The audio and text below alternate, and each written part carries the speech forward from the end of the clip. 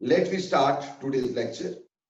ठीक, तो जैसा मैंने आपको बताया, आज हमारा जो टॉपिक है वो है कोवेलेंट बॉन्ड। कोवेलेंट बॉन्ड, बेटा ये जो कोवेलेंट बॉन्ड का कॉन्सेप्ट है, ये बेटा कोवेलेंट बॉन्ड का कॉन्सेप्ट हमें दिया था Lewis and Langmuir. Lewis and Langmuir. तो लुईस एंड लैंगमियर वो दो साइंटिस्ट थे जिन्होंने हमें कोवेलेंट बॉन्ड का कॉन्सेप्ट दिया बेटा। जैसे कि आयनिक बॉन्ड का कॉन्सेप्ट हमें दिया गया था कॉसल एंड लुईस ने, वैसे लुईस एंड लैंगमियर ने हमें दिया कोवेलेंट बॉन्ड का कॉन्सेप्ट। कोवेलेंट बॉन्ड क्या होता है बेटा? Covalent bond is formed by sharing of electrons. Covalent bond is formed by sharing of electrons। Electron के शेयरिंग से हमारे पास कोवेलेंट बॉन्ड बनता है बेटा। ठीक, जैसा कि हम जानते हैं कि अगर आयनिक बॉन्ड जो था वो मेटल और नॉन मेटल में बनता था, तो आयनिक बॉन्ड के लिए एक चीज देने वाली चाहिए और एक चीज लेने वाली चाहिए। लेकिन जब हम कोवेलेंट बॉन्ड की बात करते हैं तो कोवेलेंट बॉन्ड में होता क्या, प्रॉब्लम क्या होती है कि अगर कोई चीज देने वाली है ही नहीं, ठीक, तो क्या होगा? जैसे अगर मेरे पास दो नॉन मेटल्स जुड़ते हैं, नॉन मेटल और नॉन मेटल को जब हम आपस में जोड़ेंगे, अब नॉन मेटल बेटे वही होते हैं जो इलेक्ट्रॉन नहीं देते। नॉन मेटल कौन होते हैं? जो इलेक्ट्रॉन लेते हैं।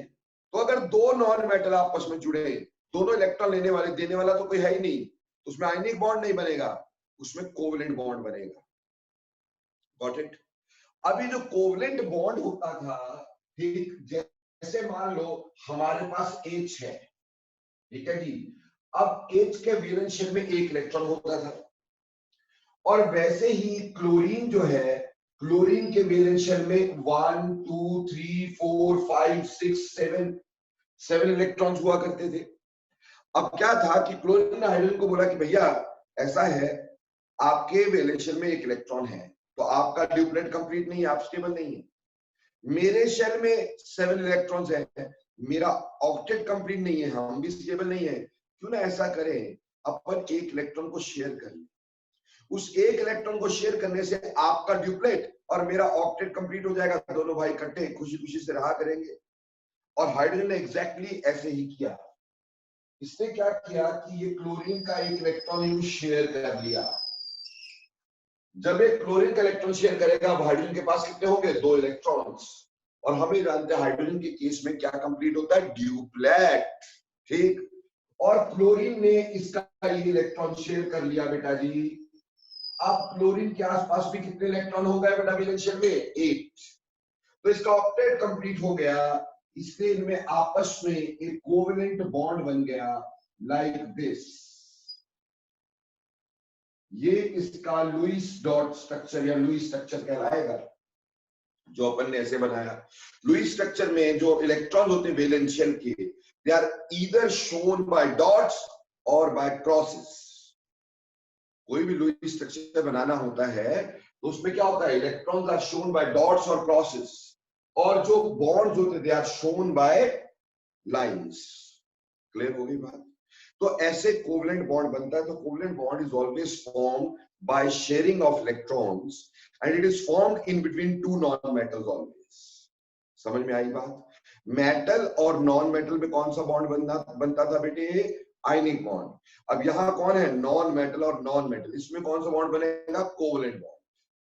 अब बात आती है कोवेलेंट बॉन्ड के टाइप्स कितने होते हैं। देखिए, now types of covalent bond। देखो बेटा, कोवेलेंट बॉन्ड को अपन लोग 3 तरीके से बांट सकते हैं। सबसे पहले आते हैं non polar covalent bonds. Non polar covalent bonds, non polar covalent bonds. दूसरे आते हैं बेटा हमारे पास जिसको हम बोलते हैं polar covalent bonds, polar covalent bonds. और तीसरे हमारे पास क्या आते हैं, coordinate covalent bonds, coordinate covalent bonds. तो कोवेलेंट बॉन्ड ये तीन तरह के हैं, एक तो है नॉन पोलर कोवेलेंट बॉन्ड, एक है पोलर कोवेलेंट बॉन्ड, और एक हो जाता है बेटा हमारे पास coordinate covalent bond. Now when you talk about the non polar covalent bond, अगर बेटे सेम एलिमेंट्स में कोवेलेंट बॉन्ड बनता है, formed between same elements, formed between same elements, same elements में बनेगा तो बेटे सेम एलिमेंट्स की इलेक्ट्रोनेगेटिविटी क्या रहेगी, सेम रहेगी, ना कोई थोड़े बहुत इलेक्ट्रॉन इधर उधर डिस्प्लेस करेगा, तो there will be no charge generation and the bond formed is a non polar covalent bond. Like अगर मेरे पास H और H है, अब H और H ने दोनों ने आपस में कोवेलेंट बॉन्ड बनाया है, तो ऑब्वियसली ये दोनों के दोनों कैसे हैं, सेम है, तो यहां पर पोलैरिटी बिल्कुल भी नहीं है। सिमिलरली आप F और F के बीच के बॉन्ड की बात कर सकते हैं, सिमिलरली Cl Cl के बॉन्ड की बात कर सकते हैं, O डबल बॉन्ड O की बात कर सकते हैं, N ट्रिपल बॉन्ड N की बात कर सकते हैं। तो जहां पे सेम एलिमेंट्स आपस में बॉन्ड बनाएंगे, ऑब्वियसली सेम एलिमेंट्स में कोई पोलैरिटी नहीं होगी, ना पॉजिटिव ना नेगेटिव, कुछ भी नहीं होगा। ठीक, अब अगली बात, नेक्स्ट बात है पोलर कोवेलेंट बॉन्ड क्या होता है। See when you talk about polar covalent bond, अगर डिसिमिलर एलिमेंट्स आपस में कोवेलेंट बॉन्ड बनाए, formed between different elements, formed between different elements, अगर डिफरेंट एलिमेंट्स बॉन्ड बनाएंगे, फॉर्म बिटवीन डिफरेंट एलिमेंट्स, तो वो पोलर कोवेलेंट बॉन्ड होगा। जैसे बेटे मान लो हमने ऊपर बात की थी H और Cl की, ठीक, अब H और Cl ने इलेक्ट्रॉन पेयर शेयर तो किया था, लेकिन हम जानते हैं कि क्लोरीन की इलेक्ट्रोनेगेटिविटी हाइड्रोजन से बहुत ज्यादा होती है, ठीक, हाइड्रोजन की 2.1, क्लोरीन की 3, तो क्लोरीन की इलेक्ट्रोनेगेटिविटी ज्यादा होती है। तो जो शेयर्ड पेयर ऑफ इलेक्ट्रॉन होता है, ये shared pair of electron is more towards chlorine than that of hydrogen. तो इलेक्ट्रॉन क्लाउड ज्यादा क्लोरीन की तरफ होता है, इसलिए क्लोरीन के ऊपर क्या आ जाएगा, पार्शियल सा नेगेटिव चार्ज, कंप्लीट तो नहीं, क्योंकि इसने कंप्लीट इलेक्ट्रॉन लिए नहीं है, अपने शेल में डाले नहीं है, सिर्फ उन इलेक्ट्रॉन को अपनी तरफ डिस्प्लेस किया है बेटा, तो उसके ऊपर पार्शियल नेगेटिव और यहां बनेगा पार्शियल पॉजिटिव। अब देखो यहां पॉजिटिव नेगेटिव आ गया, so this becomes the polar covalent bond. Similarly you can have example of HF, ठीक है बेटा, you can have example of HI, or you can say number of compounds, you can give example of that, जैसे water में बेटे आपके दो covalent bonds हैं और दोनों के दोनों पोलर कोवेलेंट बॉन्ड्स हैं, इसमें ऑक्सीजन के ऊपर नेगेटिव रहेगा, इसके ऊपर पॉजिटिव रहेगा, क्योंकि ऑक्सीजन की इलेक्ट्रोनेगेटिविटी ज्यादा है, यहां पे हाइड्रोजन के ऊपर पॉजिटिव, फ्लोरीन के ऊपर नेगेटिव। यानी जब हमारे पास डिफरेंट एलिमेंट होते हैं तो उनकी इलेक्ट्रोनेगेटिविटी के डिफरेंस की वजह से शेयर्ड पेयर किसी एक एलिमेंट की तरफ ज्यादा खींच जाता है, तो उसकी वजह से उसके ऊपर पार्शियल सा नेगेटिव आ जाता है और दूसरे पे पार्शियल सा क्या आ जाता है, पॉजिटिव। ऐसी कंडीशन में हमारे पास जो बॉन्ड बनता है वो पोलर कोवेलेंट बॉन्ड बनता है। नाउ बेटे a special case, covalent coordinate bond. See covalent coordinate bond की औकात तब तक मानी जाती थी जब तक ऑक्टेट रूल हुआ करता था। आज ऑक्टेट रूल नहीं तो आज अपन कोवेलेंट कोऑर्डिनेट बॉन्ड लेते नहीं है, बट येट हमें समझना जरूर है और हमें इसके बारे में जानना जरूर है, कैसे देखते हैं, क्या होता है। देखो बेटा, हमारी जब कोऑर्डिनेट कोवेलेंट बॉन्ड की आप बात करते हैं, ध्यान से सुनिएगा, कोऑर्डिनेट कोवेलेंट बॉन्ड, आप यहां देखें शेयर्ड पेयर जो है एक हाइड्रोजन का एक हाइड्रोजन का, यानी शेयर्ड पेयर दोनों एटम का है। यहां पे एक क्लोरीन का एक हाइड्रोजन का, शेयर्ड पेयर दोनों एटम का है। तो कोवेलेंट बॉन्ड में क्या होता है, दो स्पीशीज इलेक्ट्रॉन्स को शेयर करती हैं, दोनों इलेक्ट्रॉन देती हैं और शेयर करती हैं। अब जो कोऑर्डिनेट कोवेलेंट बॉन्ड है, it is a special condition. ये क्या होता है बेटे, जब when shared pair of electrons, when shared pair of electrons comes from one atom only, जब शेयर्ड पेयर ऑफ इलेक्ट्रॉन एक ही एटम से आए तो बेटे उसको अपन कोऑर्डिनेट कोवेलेंट बॉन्ड बोलते हैं। When shared pair of atom comes from one atom only, जैसे मान लो हमारे पास एक था अमोनिया, अमोनिया यानी NH3, और इस पे ये बेटे हमारे पास क्या होते हैं, एक अनबॉन्डेड पेयर ऑफ इलेक्ट्रॉन, जिसको अपन क्या बोलते हैं, जिसको अपन बॉन्ड लोन पेयर बोलते हैं। जैसे देखो बेटा, नाइट्रोजन के वैलेंस शेल में how many electrons are there, nitrogen के वैलेंस शेल में कितने इलेक्ट्रॉन होते हैं। नाइट्रोजन के एटॉमिक नंबर की बात करें तो नाइट्रोजन का एटॉमिक नंबर होता है 7।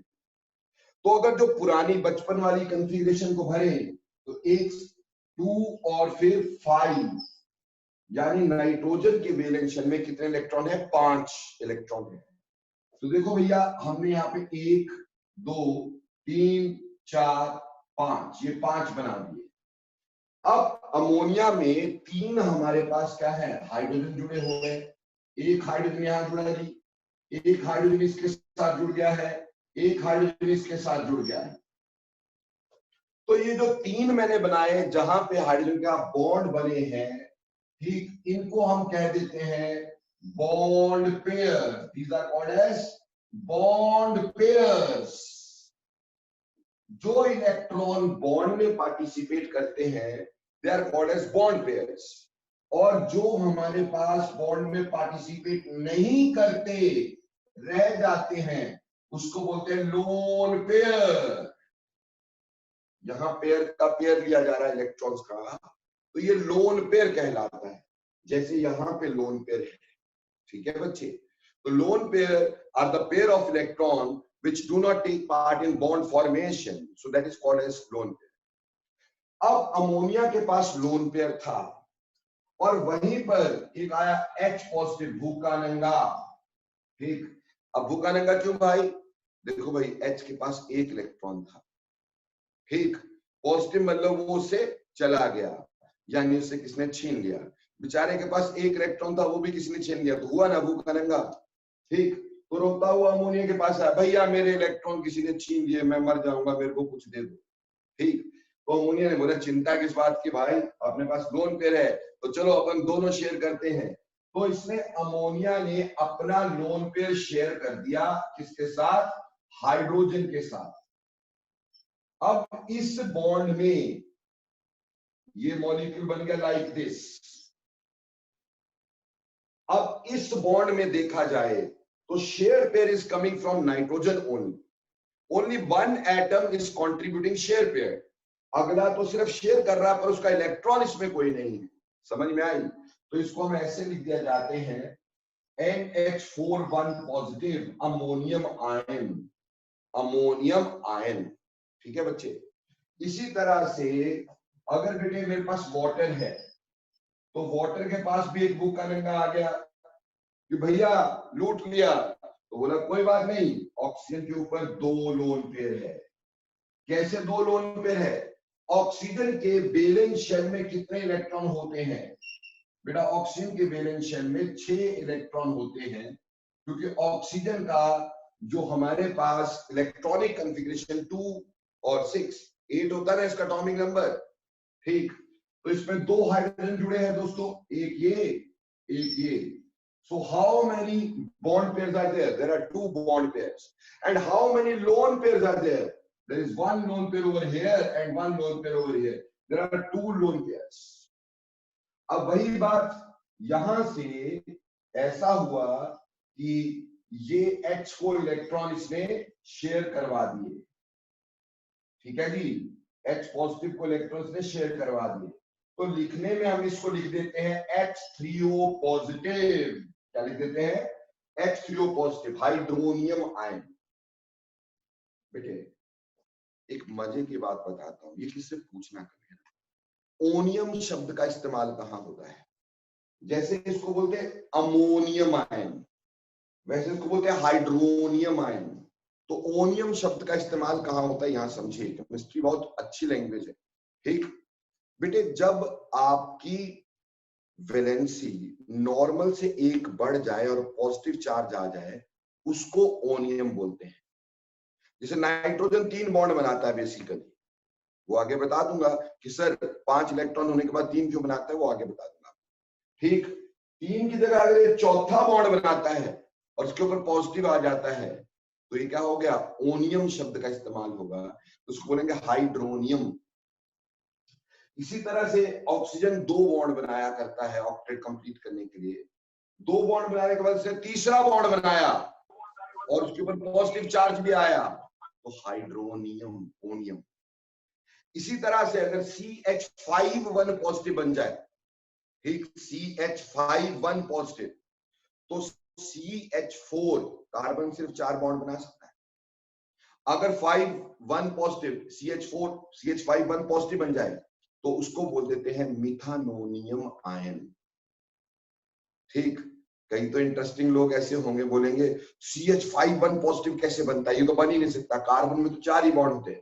बेटा जी, इस स्पीशीज को फाइंड आउट करने के लिए नोबेल प्राइज मिला है। एलोवा वाज द साइंटिस्ट जिसने इसको फाइंड आउट किया पर सॉल्यूशन में। CH5 positive, मिथानोनियम। यानी ओनियम शब्द कब लगता है? नॉर्मल से अगर 1 वैलेंसी बढ़ जाए और पॉजिटिव चार्ज आ जाए, उसको ओनियम शब्द के साथ लिखा जाता है। तो फ्यूचर में बड़ी जगह आएगा, वो हम समझाता रहूंगा। एनी हाउ, ये कोऑर्डिनेट कोवेलेंट बॉन्ड में अभी आपको बता रहा हूं कि कोऑर्डिनेट कोवेलेंट बॉन्ड जो है वो कैसे बना। तो आपने देखा कि कोऑर्डिनेट कोवेलेंट बॉन्ड में क्या है कि shared pair of electron comes from 1 atom.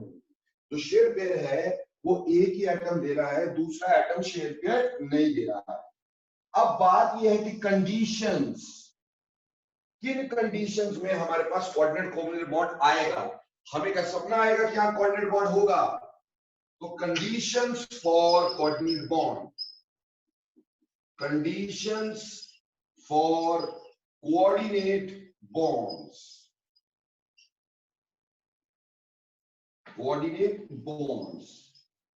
conditions for coordinate bonds। देखो बेटा, कंडीशन ये होती है कि one species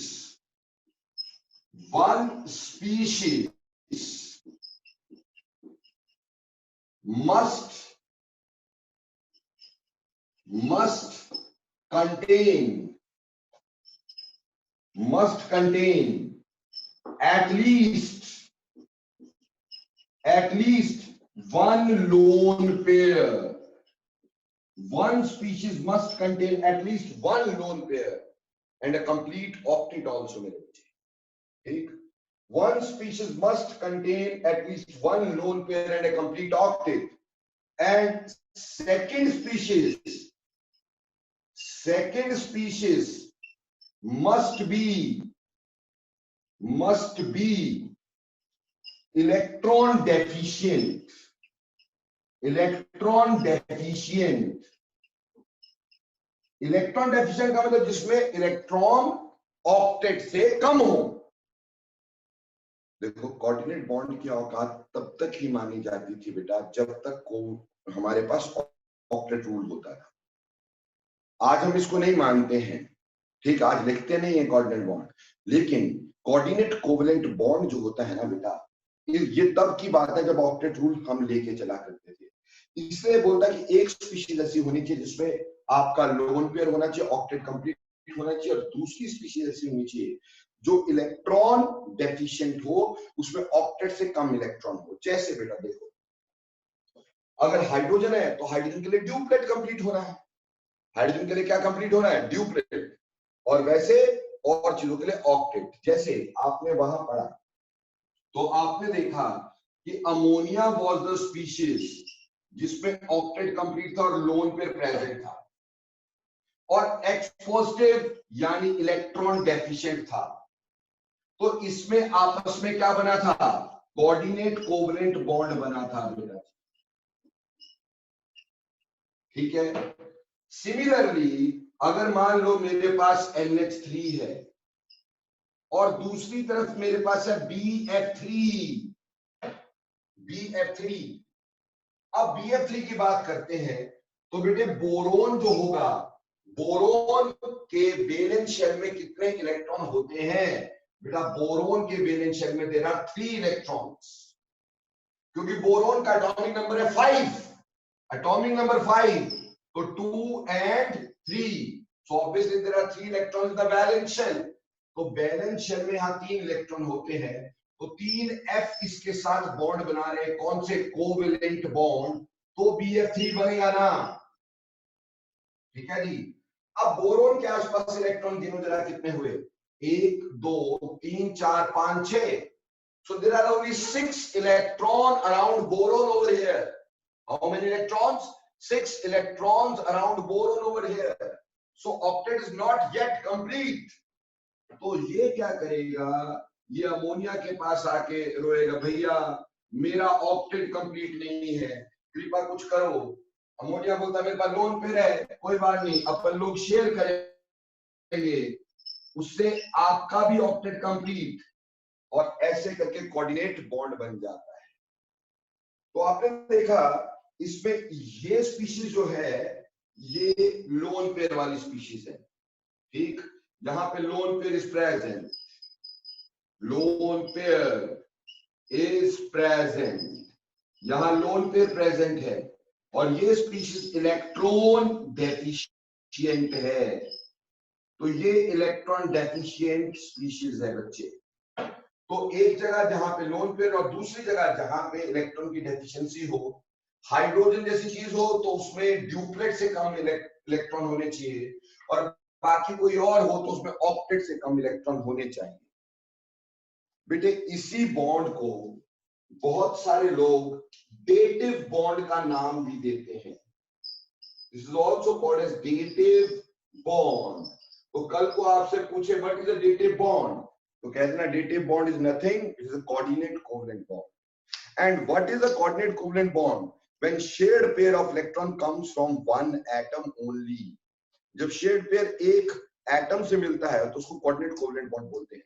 तो बोलेंगे कि ये किन के बीच में बनता है, कैसे बनता है, कहना जब एक स्पीशीज के पास एटलीस्ट 1 लोन पेयर हो, 2 हो तो मजा ही आ गया, 3 हो तो चलो और भी मजा आ सकता है, ठीक, एटलीस्ट 1 लोन पेयर हो, और दूसरी स्पीशीज ऐसी हो जो इलेक्ट्रॉन डेफिशिएंट हो, उसमें इलेक्ट्रॉन की कमी हो, तो आपस में क्या बनता है, कोऑर्डिनेट कोवलेंट बॉन्ड बनता है, ठीक। अब बेटे कंपटीशन में क्वेश्चन आता है कि किस स्पीशीज में कोऑर्डिनेट बॉन्ड है या कितने कोऑर्डिनेट बॉन्ड है, नंबर ऑफ कोऑर्डिनेट बॉन्ड कैसे फाइंड आउट करते हैं। तो अगला क्वेश्चन देखिएगा, finding number of coordinate covalent bonds, ठीक। चलिए ये मिटा दूं बच्चे, इससे पहले क्या कि जब मैं फाइंड करूं कोऑर्डिनेट कोवलेंट बॉन्ड, पहले बोलो इसमें से सारी चीजें समझ में आई कि नहीं, क्विकली यस लिखो। सर जी बेटे, सर कोऑर्डिनेट कोवलेंट बॉन्ड के आगे आपने ब्रैकेट में क्या लिखा है, dative bond, DATIVE, dative bond. साइन आई एम सॉरी, मैं आपका कमेंट पढ़ नहीं पाया बिटिया, जस्ट अ सेकेंड।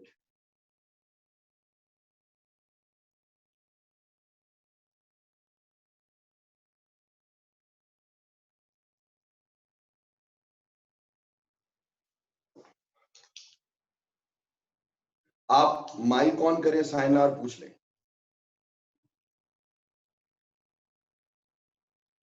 क्विकली बेटे।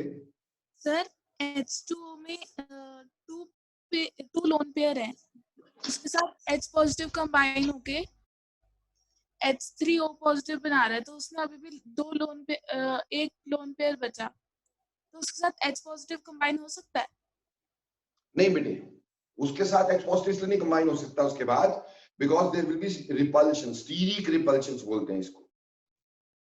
ठीक, इसको क्या बोलते हैं? Steric repulsions. अगला H पॉजिटिव जब इसके पास आएगा ना, जब ये बॉन्ड बना लेगा, तो अगला H पॉजिटिव आएगा ना, तो उसके आसपास ये काफी H होने की वजह से उसको रिपेल करते हैं, तो इजीली वो नहीं होता। मोर ओवर बेटे, after giving this, after sharing this electron, this species acquires a positive charge. तो पॉजिटिव के ऊपर पॉजिटिव अटैक नहीं करता। समझ में आई? पॉजिटिव के ऊपर पॉजिटिव अटैक नहीं करता। Good question. Clear? Yes sir. Okay, so अब बात करेंगे फाइंडिंग कोऑर्डिनेट कोवेलेंट बॉन्ड। इससे पहले कि I should start with finding number of coordinate covalent bond, is there R.N. Goyal present today? Yes, sir. So you are getting beta?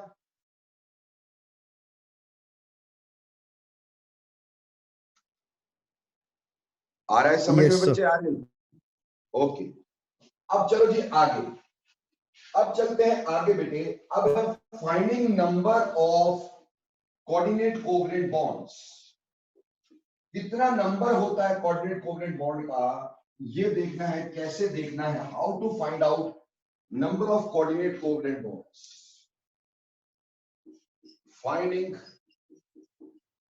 Number of coordinate covalent bonds, finding number of coordinate covalent bonds। ठीक, पहले तो हमें ये देखना होगा कि इस species में कोऑर्डिनेट बॉन्ड है भी है कि नहीं, और फिर ये देखना होगा कितने कोऑर्डिनेट बॉन्ड है। तो इसको समझाने के लिए मैं चंद एग्जांपल आपको लेकर चलता हूं। से मैंने लिया SO2, ठीक, फिर लिया CSO3, यहीं पे लिया CO2। पहले इन तीन स्पीशीज में देखते हैं कि कितने कोऑर्डिनेट कोवेलेंट बॉन्ड किसी के पास भी हो सकते हैं। क्लियर?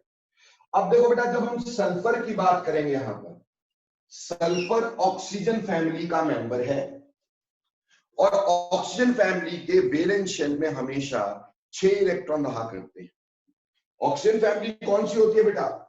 याद होगा तुम्हें, उस से टेपो, उससे टेपो, है ना भाई? और कॉन्फ़िगरेशन क्या होती है इसकी? NH2NP4। तो वैलेंस शेल में कितने इलेक्ट्रॉन होते हैं बेटा NH2NP4 में? 6। तो यहां सल्फर के वैलेंस शेल में 1 2 3 4 5 6, ठीक, 6 वैलेंस इलेक्ट्रॉन है। आपके पास यहां पे ऑक्सीजन है मेरे दोस्त।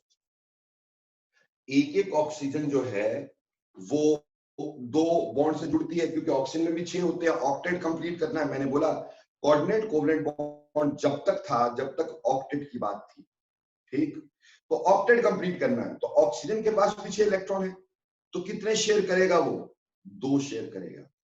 अभी फिलहाल आप ऐसे करो, ये 2 ऑक्सीजन के साथ शेयर करवा दो, ये 2 दूसरी ऑक्सीजन से शेयर करवा दो, और अब देखो कि हमारी स्पीशीज में सल्फर के आसपास कितने इलेक्ट्रॉन आ गए।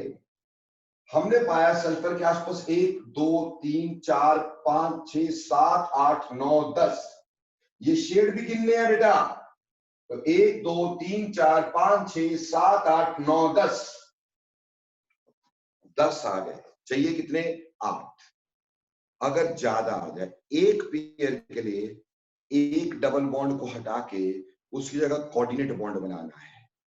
तो एक पेयर के लिए हमने एक डबल बॉन्ड को हटाया और उसकी जगह कोऑर्डिनेट बॉन्ड बनाया। एक तो हमें ये समझ में आ गया कि यहाँ पे कोऑर्डिनेट बॉन्ड है, और कितना है? 1 है, और ये हमारे पास उसका स्ट्रक्चर सामने आ गया। तो आज हम इसको कोऑर्डिनेट बॉन्ड ना लिख के ऐसे जरूर लिख देते हैं, ठीक, क्योंकि आज हम ऑक्टेट रूल ही नहीं मानते हैं। आगे जाके एक चीज पढ़ाऊंगा, फॉर्मल चार्जेस, उसकी वजह से आज स्ट्रक्चर ऐसा लिखा जाता है। येट, ठीक। अभी हमारे पास कोऑर्डिनेट बॉन्ड ऐसे फाइंड आउट होगा। अगला देखो, ताकि हाँ रिपीट रिपीट बिल्कुल रिपीट। अगला देख लो, जैसे सल्फर है, तो सल्फर के वैलेंशियल में कितने इलेक्ट्रॉन है बेटा लोग? 6। तो 1 2 3 4 5 6। इसका जुड़े हैं बेटे ऑक्सीजन, है ना। ऑक्सीजन कितने से जुड़ते हैं? डबल बॉन्ड से जुड़ते हैं। कितने से जुड़ते हैं? डबल बॉन्ड से जुड़ते हैं। तो डबल बॉन्ड से जुड़े तो मैंने लो जी, ये डबल बॉन्ड 3 ऑक्सीजन जोड़ने हैं ना, तो 3 ऑक्सीजन ऐसे जोड़ दिए पहले डबल बॉन्ड से। अब मैंने सल्फर के आसपास फटाफट से इलेक्ट्रॉन गिरे, कितने हुए? तो मैंने पाया यहां पर 1 2 3 4 5 6 7 8 9 10 11 12 हो गए मेंबर्स। ऑक्टेट से कितने पेयर ज्यादा हो गए? ऑक्टेट से कितने पेयर ज्यादा हो गए? 2 पेयर, है ना। 12 पेयर, पेयर की बात कर रहा हूं। चाहिए 8, है 12, तो 4 इलेक्ट्रॉन मेक्स 2 पेयर्स, तो 2 पेयर ज्यादा हो गए। 2 पेयर ज्यादा होने की वजह से 2 बॉन्ड मिटाने हैं और इसकी जगह कोऑर्डिनेट बॉन्ड बनाने हैं। लो जी, एक तो ये वाला कोऑर्डिनेट बॉन्ड बन गया और एक ये वाला कोऑर्डिनेट बॉन्ड बन गया, तो ऑटोमेटिकली सल्फर का स्ट्रक्चर, ये जो सल्फर ट्राइऑक्साइड का स्ट्रक्चर हो गया, ये हो गया 2 कोऑर्डिनेट बॉन्ड, ठीक, और 1 डबल बॉन्ड। उससे सल्फर का ऑक्टेट भी पूरा, ऑक्सीजन के ऑक्टेट भी पूरे। यानी हमें करना क्या होता है, हमें डबल बॉन्ड बना लेने हैं, सिंगल बॉन्ड बना लेने, जितने भी बॉन्ड है वो बना लेने हैं। उसका देखना ऑक्टेट से कितने पेयर ज्यादा आ रहे हैं। जितने पेयर ज्यादा आ रहे हैं, पेयर के हिसाब से पर पेयर 1 बॉन्ड मिटा देना है, बस उसकी जगह कोऑर्डिनेट बॉन्ड बनाना है। जैसे एक और एग्जांपल मैं तुम्हारे सामने शेयर करता हूं, से चलो वो आगे शेयर कर लेंगे, अमोनियम आयन, पॉजिटिव नेगेटिव जब पढ़ाऊंगा तब। अब यहां आ जाते हैं कार्बन डाइऑक्साइड में। क्या कार्बन डाइऑक्साइड में कोऑर्डिनेट बॉन्ड है और कितने हैं? कार्बन की वैलेंस शेल में कितने इलेक्ट्रॉन होते हैं बेटा? कार्बन की वैलेंस शेल में कितने इलेक्ट्रॉन होते हैं बच्चों? बेटा कार्बन की वैलेंस शेल में हमारे पास 4 इलेक्ट्रॉन होते हैं, 1 2 3 4, ठीक है जी। और इसको कितने ऑक्सीजन से जोड़ना है? 2 से, तो मैंने 2 से जोड़ दिया। लो जी, ऑक्सीजन हमेशा कितने से जुड़ता है? डबल बॉन्ड से। ऑक्सीजन डबल बॉन्ड से जुड़ता है, तो अब कार्बन के आसपास नंबर ऑफ इलेक्ट्रॉन देखो कितने हुए। कहा 1 2 3 4 5 6 7 8, 8 है। Octet is complete. क्या उससे ज्यादा है? नहीं है ना। तो नो कोऑर्डिनेट बॉन्ड। मजा आया? इससे हमें यह भी समझ में आता है कि कोऑर्डिनेट बॉन्ड होगा कि नहीं होगा। हमें यह भी समझ में आता है कोऑर्डिनेट बॉन्ड होगा कि नहीं होगा। तो बहुत इजीली समझ में आ गया। आपने कार्बन के आसपास देखा तो यहाँ इलेक्ट्रॉन ही 8 है, यानी पेयर है ही नहीं 8 से ज्यादा, ऑक्टेट से ज्यादा है नहीं। और जब कभी ऑक्टेट से ज्यादा नहीं होते बेटा, ये श्योर है कि ऐसे केस में हमारे पास क्या होता है बेटा, जब ऑक्टेट से ज्यादा हमारे पास नहीं होते इलेक्ट्रॉन, तो हमारे पास कोऑर्डिनेट बॉन्ड नहीं होता। ऑक्टेट होगा, उससे ज्यादा इलेक्ट्रॉन होंगे तो कोऑर्डिनेट बॉन्ड होगा। I'll give you some more examples, ठीक, ताकि बिल्कुल क्लियर हो जाए। से मेरे पास है कार्बोनेट आयन, या मेरे पास है सल्फेट आयन, या मेरे पास है अमोनियम आयन। ध्यान से देखना, अभी 4 स्पीशीज ला ली मैंने यहां पर। देखो बेटे, यहां कार्बन है, कार्बन से ऑक्सीजन जुड़े हैं 3। कार्बन के वैलेंस शेल में इलेक्ट्रॉन कितने होते हैं? 1 2 3 4। Got it? 1 2 3 4, 4 हो गए हमारे पास। अब देखो यहां पे 2 नेगेटिव चार्ज है। बेटा नेगेटिव चार्ज ज्यादा इलेक्ट्रोनेगेटिव पे होता है। Negative charge must be written on more electronegative element. अब बोलो कार्बन और ऑक्सीजन, इसमें से ज्यादा इलेक्ट्रोनेगेटिव कौन? Obviously oxygen. तो नेगेटिव चार्ज कहां होना चाहिए था? नेगेटिव चार्ज ऑक्सीजन पे होना चाहिए था। और ऑक्सीजन पे, एक ही ऑक्सीजन पे 2 नेगेटिव नहीं हो सकता, क्योंकि अगर एक ही ऑक्सीजन पे 2 नेगेटिव दे देंगे, ऑक्सीजन को 2 इलेक्ट्रॉन चाहिए, 2 मिल गए तो फिर बॉन्ड क्यों बनाएगा? तो पर ऑक्सीजन यहां 1 नेगेटिव होगा, पर ऑक्सीजन यहां 1 नेगेटिव। मतलब समझो, हम पहले ये देखेंगे अगर नेगेटिव चार्ज आया तो ज्यादा इलेक्ट्रोनेगेटिव पे होना चाहिए। क्लियर? जैसे यहाँ पे नेगेटिव चार्ज आया तो ज्यादा इलेक्ट्रोनेगेटिव ऑक्सीजन था, उस पर होना चाहिए। पर ऑक्सीजन पे 2 नेगेटिव नहीं हो सकता, उससे ऑक्सीजन का ऑक्टेट कंप्लीट हो जाएगा, वो बॉन्ड नहीं बनाएगा, तो ऑक्सीजन के ऊपर 1 नेगेटिव होगा। अब 2 नेगेटिव है तो 2 ऑक्सीजन पे 1 नेगेटिव होगा, और जो 1 नेगेटिव ऑक्सीजन है वो सिर्फ एक बॉन्ड से जुड़ेगा, और जो न्यूट्रल ऑक्सीजन है वो 2 बॉन्ड से जुड़ेगा। Very clear? तो देखो, अब हमारे पास एक ऑक्सीजन तो डबल बॉन्ड से जुड़ गया भैया, एक नेगेटिव ऑक्सीजन सिंगल बॉन्ड से, दूसरा नेगेटिव ऑक्सीजन सिंगल बॉन्ड से जुड़ गया। Now this is the structure for carbonate. ठीक है जी। अब हमें ये देखना है कि इसमें कोऑर्डिनेट बॉन्ड है कि नहीं। तो please calculate the number of electron around carbon.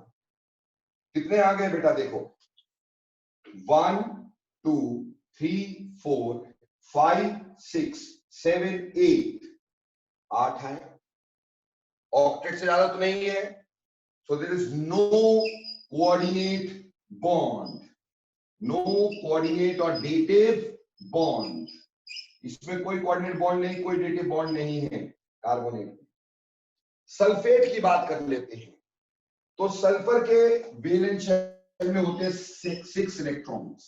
ठीक है जी, 1 2 3 4 5 6। अब बेटा वही बात, यहां पे भी नेगेटिव है।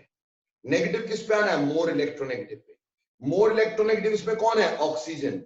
और एक एक ऑक्सीजन पे क्या आएगा? 1 नेगेटिव। तो 2 ऑक्सीजन पे 2 नेगेटिव आएगा, और नेगेटिव ऑक्सीजन सिंगल बॉन्ड से जुड़ेंगे, तो 2 नेगेटिव ऑक्सीजन मैंने एक यहां बना दिया, एक बेटे मैंने यहां बना दिया, ये नेगेटिव ऑक्सीजन हो गया।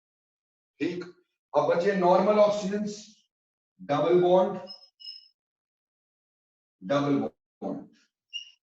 चलो जी, अब सल्फर के आसपास अपन लोग इलेक्ट्रॉन गिनते हैं, तो देखो कितने आए? 1 2 3 4 5 6 7 8 9 10 11 12। सो देयर आर 12 इलेक्ट्रॉन्स है यहां। 12। कितने ऑक्टेट से पेयर ज्यादा है? 2 पेयर ज्यादा है, तो आप 2 यहां पे क्या बनाएंगे?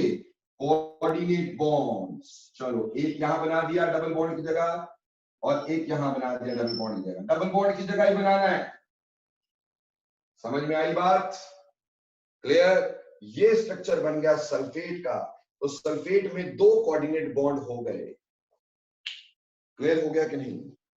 लास्ट एग्जांपल देखो यहां पे, ammonium ion.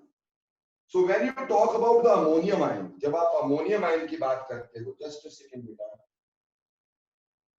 When you talk about ammonium ion, तो अमोनियम आयन में नाइट्रोजन के वैलेंस शेल में कितने इलेक्ट्रॉन होंगे? 5।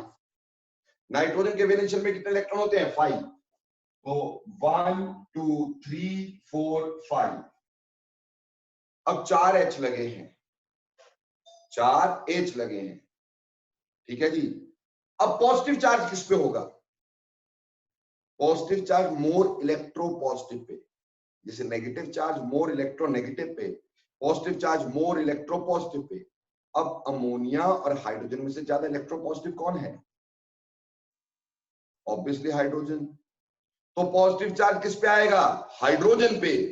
इसलिए एक हाइड्रोजन पॉजिटिव रहेगा और 3 हाइड्रोजन नॉर्मल बॉन्ड बनाएंगे। ठीक, अब पॉजिटिव वाले के पास अपने इलेक्ट्रॉन तो है ही नहीं, तो ऑब्वियस सी बात है, this will form a coordinate covalent bond. Positive के पास अपने इलेक्ट्रॉन है ही नहीं, हाइड्रोजन वाले। बेटा हाइड्रोजन पॉजिटिव का मतलब देयर इज नो इलेक्ट्रॉन, तो फिर वो जुड़ेगा कैसे? ऑब्वियसली कोऑर्डिनेट कोवलेंट बॉन्ड से। क्लियर? समझ में आई? एक और एग्जांपल शेयर कर दूं। बोला water H3O positive, hydronium ion. Oxygen के वैलेंस शेल में 1 2 3 4 5 6 हाइड्रोजन लग रहे हैं 3, पर पॉजिटिव चार्ज है, तो एक हाइड्रोजन 1 पॉजिटिव होगा। तो भैया एक हाइड्रोजन सिंपल, ये सिंपल, और पॉजिटिव चार्ज वाले के साथ कोऑर्डिनेट बॉन्ड। तो ऐसे H3O पॉजिटिव में कितने कोऑर्डिनेट बॉन्ड हो गए? एक। अब फटाफट बोलो बेटे, नंबर ऑफ कोऑर्डिनेट बॉन्ड निकालने आए कि नहीं आए? यस और नो? सर जी बेटा। सर SO3 का समझ में नहीं आया। इसका बेटे SO3। SO3। हाँ जी sir. Okay, I come back to this again. SO3 आपको समझ नहीं आया तो अपन समझाते हैं SO3। सी SO3 में समझ नहीं आया तो देखो, सल्फर SO3। ओके, सल्फर के वेलेंशन में इलेक्ट्रॉन कितने बिटिया? 6। 1 2 3 4 5 6। How many oxygen are to be joint? There are 3 oxygen which are to be joint. तो भैया ये हर ऑक्सीजन डबल बॉन्ड से जुड़ता है, ये लो डबल बॉन्ड से जुड़ गया, ये भी डबल बॉन्ड से जुड़ गया। अब मैंने सल्फर के आसपास इलेक्ट्रॉन पेयर देखे कितने? 1 2 3 4 5 6 7 8 9 10 11 12 12 इलेक्ट्रॉन्स हैं। तो कितने पेयर ज्यादा है बेटा? 2 पेयर ज्यादा है। और अगर 2 पेयर ज्यादा है तो 2 बॉन्ड मिटाने होंगे। हमने एक तो यहां से मिटाया, उसका कोऑर्डिनेट बॉन्ड बनाया, एक यहां से मिटाया, उसका कोऑर्डिनेट बॉन्ड बनाया। तो ऑटोमेटिकली हमारे पास 2 कोऑर्डिनेट बॉन्ड आ गए और एक डबल बॉन्ड। बोलो अभी क्लियर बिटिया?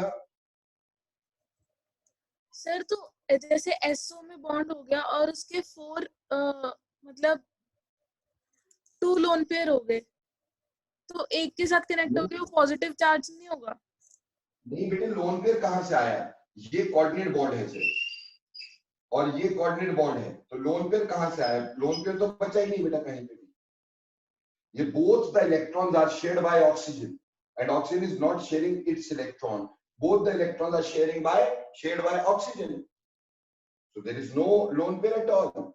This is not a lone pair. ये आप देखने में गलती कर रही हैं। हमारे पास ये कोऑर्डिनेट बॉन्ड ऐसे बनाना है ना बेटे। अभी क्या है कि यहाँ पे डबल बॉन्ड था, डबल बॉन्ड का कोऑर्डिनेट बॉन्ड बना, तो हमने डबल बॉन्ड हटा के उसकी जगह क्या लगा दिया? Coordinate bond. तो वो लोन पेयर नहीं हुआ, वो pair comes in the dative bond. Clear? Yes sir. Any further doubt, any further inquiry from any particular student?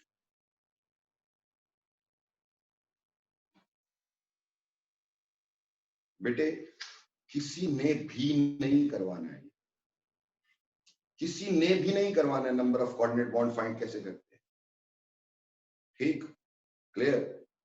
तो आपको पता है मेरी आदत है फ्रॉम 0 टू हाईएस्ट लेवल। तो अपन 0 चीज भी पढ़ते हैं और हाईएस्ट लेवल भी पढ़ते हैं। तो कोऑर्डिनेट बॉन्ड किसने सिखाना नहीं, कैसे निकालते हैं वो मैंने आपको निकालना सिखा दिया। होपफुली क्लियर हो गया। हाँ जी सर, एक थोड़ा बेसिक सा डाउट है, क्लियर कर दोगे इसमें? हाँ जी बोलो। सर ये जो हम लोग नेगेटिव चार्ज है, हम लोग हमेशा सिंगल बॉन्ड के साथ क्यों लगाते हैं? क्या बोल रहे, दोबारा बताना। जो ये नेगेटिव चार्ज है, जैसे O नेगेटिव हो गया, ये हम सिंगल बॉन्ड के साथ लगाते हैं, ऐसा क्यों हमेशा? अरे बहुत सिंपल सी बात है भाई। अगर ऑक्सीजन जो है, ऑक्सीजन के पास 6 इलेक्ट्रॉन है, 1 नेगेटिव का मतलब एक आ गया, 7 इलेक्ट्रॉन हो गए। अब उसको ऑक्टेट कंप्लीट करने के लिए एक ही तो चाहिए, तो वो एक ही बॉन्ड बनाएगा ना। अच्छा ठीक है, okay. So I think so it is clear now. So moving further, अगली बात है कैरेक्टरिस्टिक्स ऑफ कोवलेंट कंपाउंड। ठीक, कैरेक्टरिस्टिक्स ऑफ कोवलेंट कंपाउंड्स, यहां पे भी देखिए बहुत कुछ है करने के लिए हमारे पास। Characteristic of covalent compound,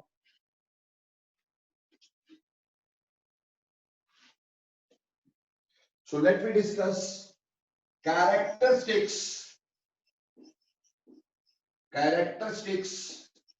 of covalent compounds। जो कोवलेंट कंपाउंड्स हैं उनकी क्या कैरेक्टरिस्टिक होती है? ठीक जी, तो ध्यान से देखिएगा। सबसे पहली बात तो ये है कि दे आर फॉर्म्ड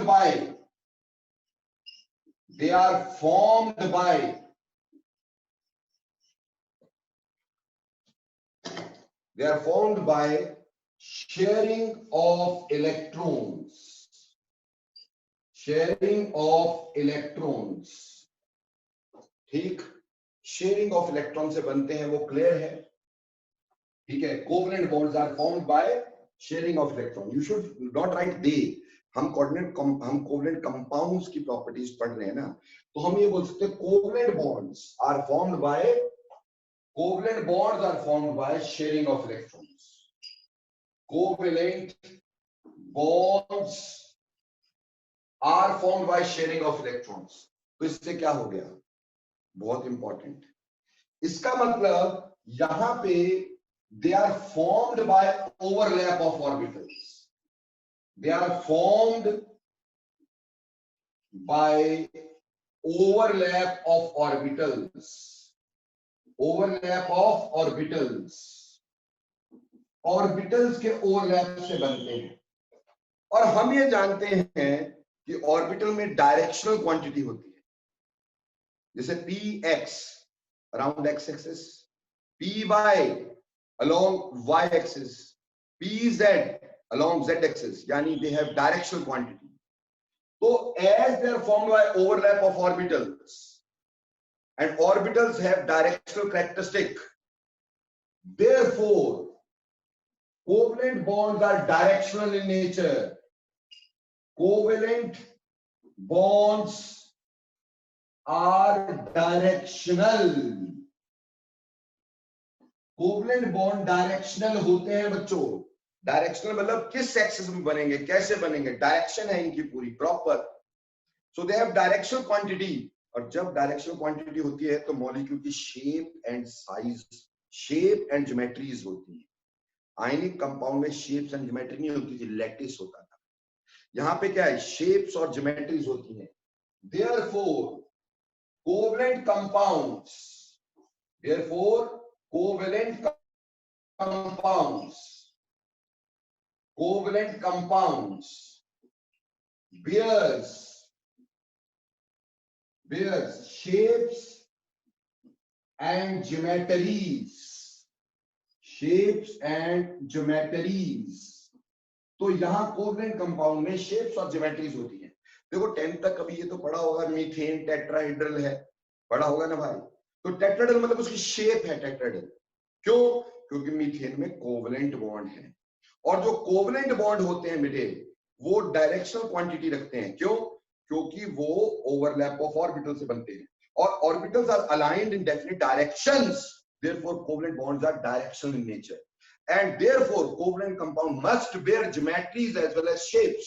इसको आगे पढ़ाएंगे अपन कि कोई मॉलिक्यूल लीनियर होता है, कोई ट्राइगोनल प्लेनर होता है। आयनिक कंपाउंड के लिए ऐसा नहीं होता।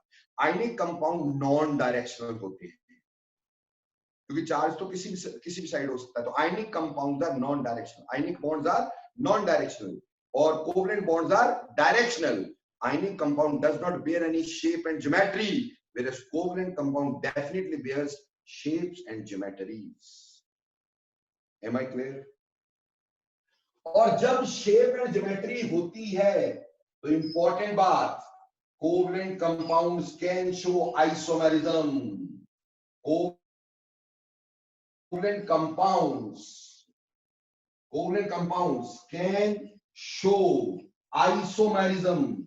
बेटे मैंने आपको बताया था, आइसो मतलब सेम, मर मतलब form, same forms but different properties. तो आइसोमेरिज्म में क्या होता है कि मॉलिक्यूल जिनका मॉलिक्यूलर फॉर्मूला सेम हो बट उनके फिजिकल एंड केमिकल प्रॉपर्टीज अलग अलग हो, उसको आइसोमेरिज्म कहते हैं। उसको आइसोमर्स बोलते हैं और फिनोमिना को आइसोमेरिज्म कहते हैं। पर अब बड़ी मजे की बात है, मॉलिक्यूलर फॉर्मूला सेम है, यानी जिन चीजों से बने वो सारे सेम है। तो मॉलिक्यूलर फॉर्मूला सेम है तो प्रॉपर्टी अलग अलग कैसे हो गई भैया? प्रॉपर्टी अलग अलग होने का रीजन ही ये है कि उसकी डायरेक्शन अलग अलग हो गई होगी।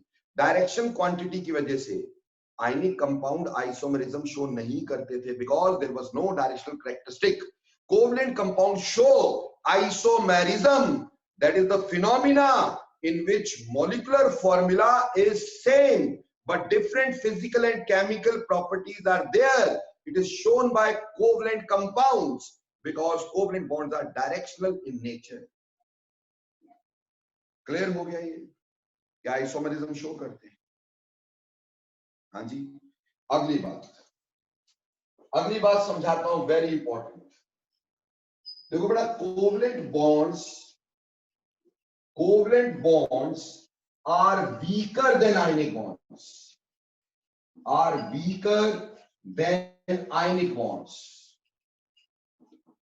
Ionic bonds. पहली बात तो यहां पे है, covalent bonds are weaker than ionic bonds. बिल्कुल, क्योंकि बेटा हमने पढ़ा था कि force of attraction is directly proportional to Q1 Q2, यानी चार्जेस के डायरेक्टली प्रोपोर्शनल होता है। तो बेटा आयनिक बॉन्ड में तो चार्ज होते हैं, बेटा कोवेलेंट बॉन्ड में तो हमारे पास चार्ज पार्शियल होते हैं, यानी कम होते हैं। तो यह चार्जेस का प्रोडक्ट कम होता है। तो चार्जेस का प्रोडक्ट कोवेलेंट बॉन्ड में कम है, इसलिए फोर्स ऑफ अट्रैक्शन कम है। Covalent bonds are weaker bond than that of ionic bonds. Therefore, generally covalent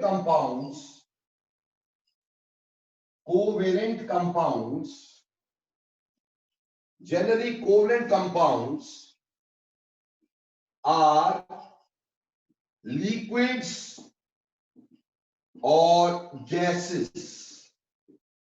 ठीक है जी, मैंने बोला कोवलेंट बॉन्ड वीकर होते हैं।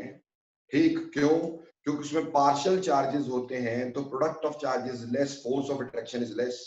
आयनिक बॉन्ड के मुकाबले कोवलेंट बॉन्ड्स आर वीकर, और क्योंकि कोवलेंट बॉन्ड्स आर वीकर तो डेफिनेटली इनका मेल्टिंग बॉइलिंग पॉइंट कम होना चाहिए था।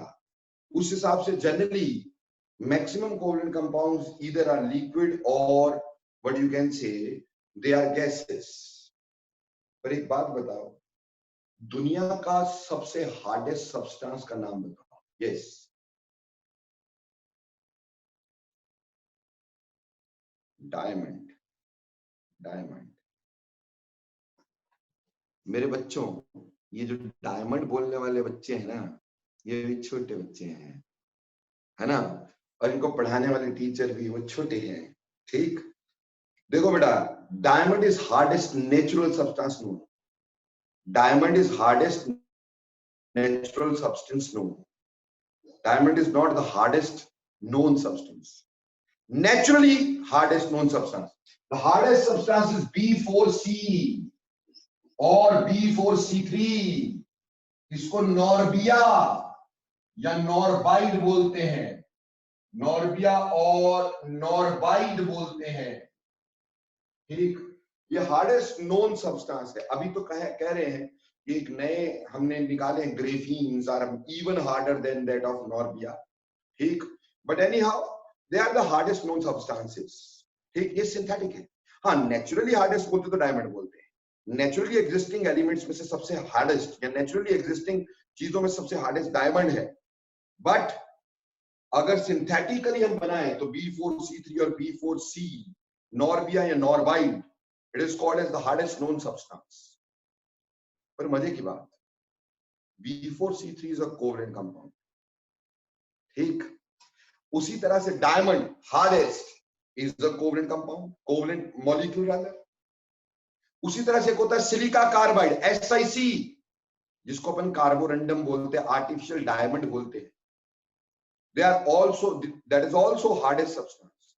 तो दुनिया के जितने भी हार्डेस्ट सब्सटेंस है, हार्ड सब्सटेंस है, सारे कोवलेंट हैं। अरे मजे की बात, एक तरफ सर ये बोल रहे हैं कि दुनिया के यू कैन से covalent bond is weaker than ionic bond, दूसरी तरफ दुनिया के सारे हार्डेस्ट सब्सटेंस कोवलेंट है। ऐसा क्यों? एक स्टोरी याद करवाता हूं। एक किसान था, उसके दो बेटे थे, आपस में बहुत लड़ाई करते थे, बहुत लड़ते थे। ठीक, तो जब किसान लगा, उसको बहुत चिंता थी, उसने दोनों को बुलाया, बोला ऐसा है कि एक लकड़ी का गट्ठा ले आओ और लकड़ियां ले आओ। वो फटाफट ले आए। उन्होंने, उस किसान ने क्या किया, अपने बेटे को पहले एक एक लकड़ी दी, बोला तोड़ो, उन्होंने फटाफट तोड़ दी। फिर उनको गट्ठर पकड़ाया, बोला तोड़ो, उनसे नहीं टूटा, बोला यूनियन इज स्ट्रेंथ, मिलके रहोगे तो फायदा रहेगा। ठीक, किसान पुराने हो गए यार, साइंस का जमाना है। अभी क्या, किसान के बिना जिंदगी भी तो नहीं है ना, बट एनी हाउ अभी एक केमिस्ट मरने वाला था, ठीक। तो केमिस्ट मरने वाला था, उसके 2 बेटे थे, आपस में खूब लड़ते थे। तो केमिस्ट ने बुलाया उनको, बोला एक बात बताओ, कोवलेंट बॉन्ड स्ट्रॉन्ग क्या आयनिक बॉन्ड स्ट्रॉन्ग? तो केमिस्ट के बच्चे थे भाई, केमिस्ट्री तो आती होगी थोड़ी बहुत। बोला सर, बोला कि आयनिक बॉन्ड इज स्ट्रॉन्गर। तो बोला दुनिया के सबसे hardest substance, they are all covalent. Why? Because union is strength. मतलब दे फॉर्म नेटवर्क। अगर कोवलेंट बॉन्ड नेटवर्क बना दें, दे बिकम हार्डेस्ट, ठीक। तो यानी हमने बोला covalent bonds are weaker than ionic bonds, therefore generally covalent compounds are liquid or gases, but यहां कलर चेंज कर देता हूं, but if they form network, if they form network of covalent bonds,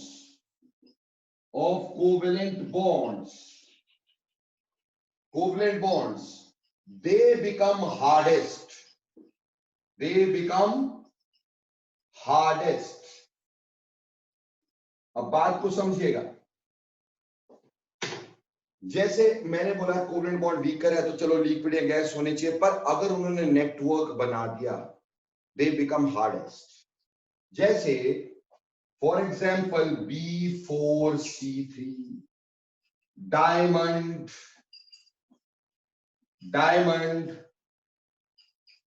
SiC, quartz, ये सारे example networking covalent solids हैं। क्या है? Networking covalent solid. बेटा 10th में डायमंड का स्ट्रक्चर शायद करवाया हो तुम्हारे को, तो बेटे देखो यहां पे ये कार्बन है और बताया होगा कि एक एक कार्बन 4-4 कार्बन से जुड़ता है, ठीक।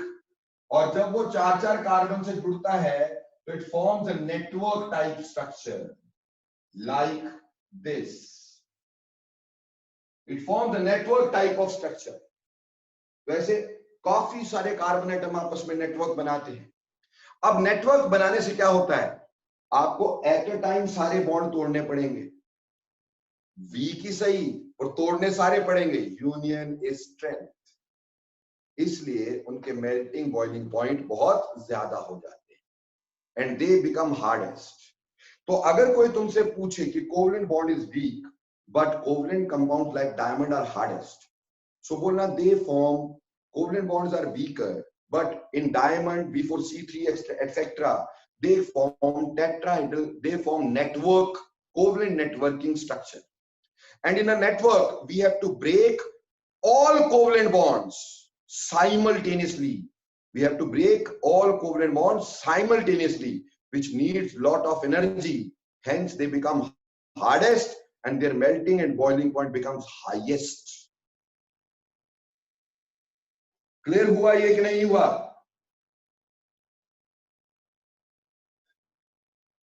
ओके, अब देखो वहीं पर ये तो क्लियर हो गया। वहीं पर एक खास बात का ध्यान देंगे।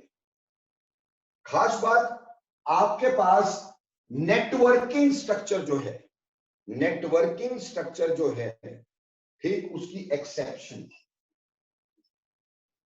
एक्सेप्शन ग्रेफाइट,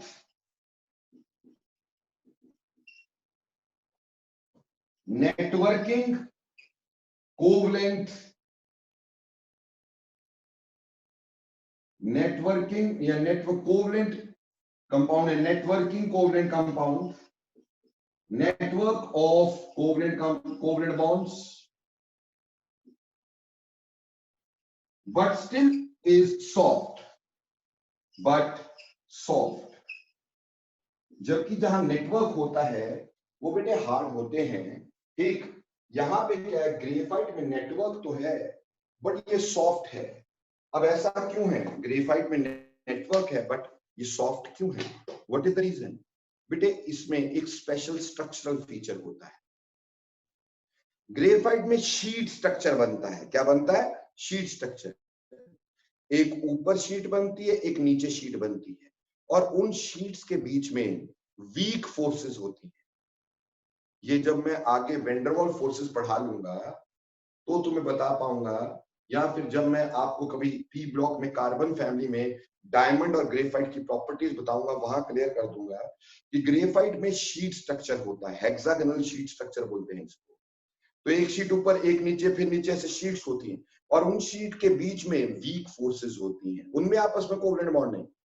कोवलेंट बॉन्ड तो एक शीट में है, एक शीट और उसके साथ दूसरी शीट, उसके बीच में कोवलेंट बॉन्ड नहीं होते, उसमें वीक वेंडर वॉल फोर्सेस होती हैं। तो जब हम डिफॉर्मिंग फोर्स लगाते हैं तो एक लेयर दूसरी लेयर के ऊपर स्लिप कर जाती है, and that gives it a slippery nature, that gives it a soft and slippery nature। क्या बोला कि ग्रेफाइट एक्सेप्शन क्यों है? नेटवर्किंग होने के बावजूद वो हार्ड क्यों नहीं है? क्योंकि उसका स्ट्रक्चर ऐसा है कि उसमें नेट क्या होता है, हेक्सागोनल शीट स्ट्रक्चर होता है, और शीट्स के बीच में वीक वेंडरवॉल फोर्सेस होती हैं। और जब हम कोई भी डिफॉर्मिंग फोर्स लगाते हैं तो one sheet slips over the other, which gives it a soft and slippery nature. But mind it, melting point of graphite still is very high. That shows that there is networking. Melting point इसका बहुत high है, ठीक, क्योंकि networking तो है ना। ये वाली फोर्सेस शीट के बीच की टूट जाएंगी, बट बाकी जो शीट के अंदर की फोर्सेस है वो तो नेटवर्क है। तो नेटवर्किंग है तो मेल्टिंग पॉइंट तो हाई होना ही है, तो मेल्टिंग पॉइंट हाई है। ये पॉइंट क्लियर हो गया तुम लोगों को? जल्दी बोलो यस और नो।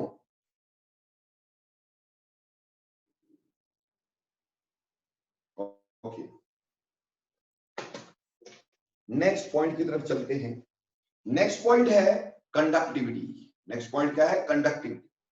देखो बेटा, जो कोवलेंट कंपाउंड होते हैं, मैंने आपको दो तरह के बताए। देखो, कोऑर्डिनेट कोवलेंट बॉन्ड तो चलो है एक जगह पर एक्चुअली पोलर या नॉन पोलर, ये दो तरह के हैं ना बेटा।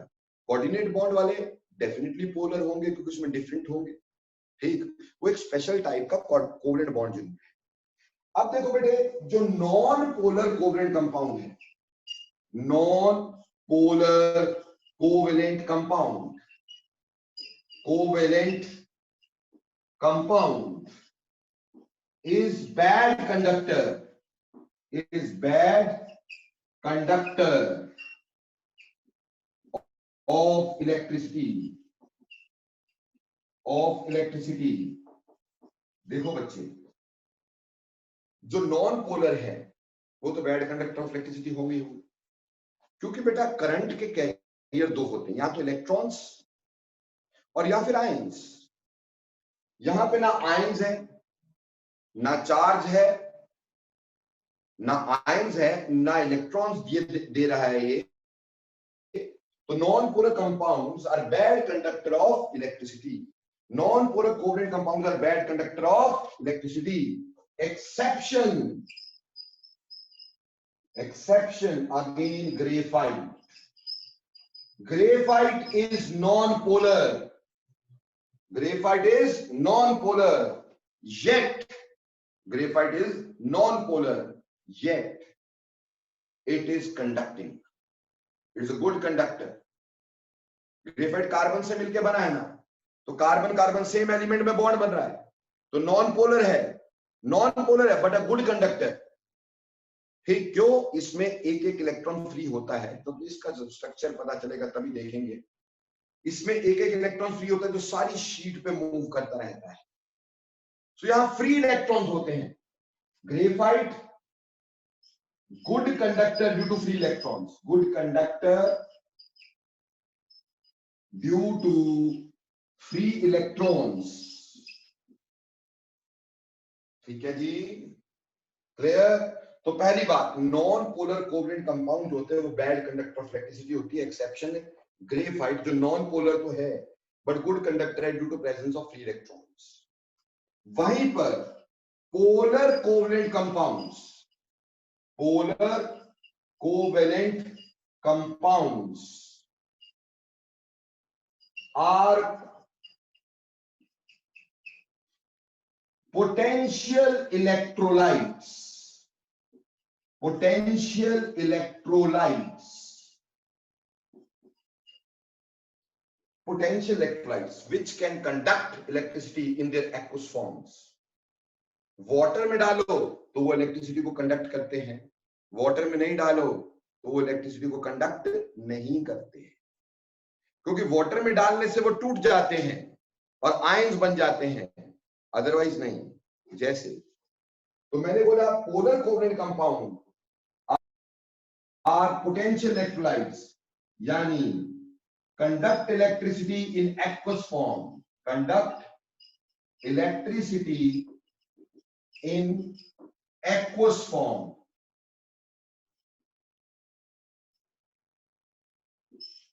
ठीक मेरे दोस्तों, अभी तो अश्विनी सर का तुम्हें कुछ पता ही नहीं है कि टिप कहां और रूट कहां। ठीक, अभी तो थोड़ा सा ही दर्शन दिए हैं मैंने। ठीक मेरे पुत्र, कभी किससे पूछना जरा जरूर, किसी भी टीचर से ना, जिससे भी तुम जानते हो, जिनके पास तुम्हारा कभी वास्ता रहा हो, ठीक पूछना कभी पोटेंशियल इलेक्ट्रोलाइट क्या होते हैं and what is the difference between potential electrolyte and an electrolyte. Potential electrolyte और एक स्ट्रॉन्ग इलेक्ट्रोलाइट और वीक इलेक्ट्रोलाइट, इसमें फर्क क्या है? स्ट्रॉन्ग इलेक्ट्रोलाइट, वीक इलेक्ट्रोलाइट और पोटेंशियल इलेक्ट्रोलाइट, तीनों में फर्क क्या है? अगर बता जाएगा तो मेरे को जरूर बताना। पॉसिबल नहीं है, बहुत कम, लाख में से 2-4 जिन लोगों को पोटेंशियल इलेक्ट्रोलाइट के बारे में पता होगा।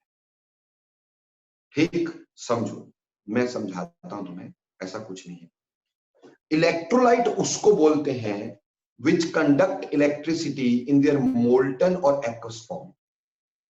जैसे आयनिक कंपाउंड्स में हमने पढ़ा था, दे conduct electricity in their molten और एक्वस फॉर्म। उसको मोल्टन में डालो या एक्वस में डालो, दे conduct electricity, they conduct electricity in their molten और एक्वस फॉर्म, वो इलेक्ट्रोलाइट्स होते हैं। लेकिन पोटेंशियल इलेक्ट्रोलाइट्स होते हैं विच conduct electricity only in their impure form, यानी मोल्टन फॉर्म में नहीं, सिर्फ इम्प्योर फॉर्म में, यानी एक्वस फॉर्म हो गई या इम्प्योर फॉर्म में कोई चीज और डाल दो, ठीक, तो हमारे पास कोई और चीज डाल दो, इम्प्योर फॉर्म हो जाए, ठीक, तो वो कंडक्ट करता है इलेक्ट्रिसिटी, नहीं तो इलेक्ट्रिसिटी कंडक्ट नहीं करता। जैसे for an example, if I take HCl, HCl होता ही लिक्विड है, बट प्योर फॉर्म में will not conduct electricity at all, pure form में will not conduct electricity at all.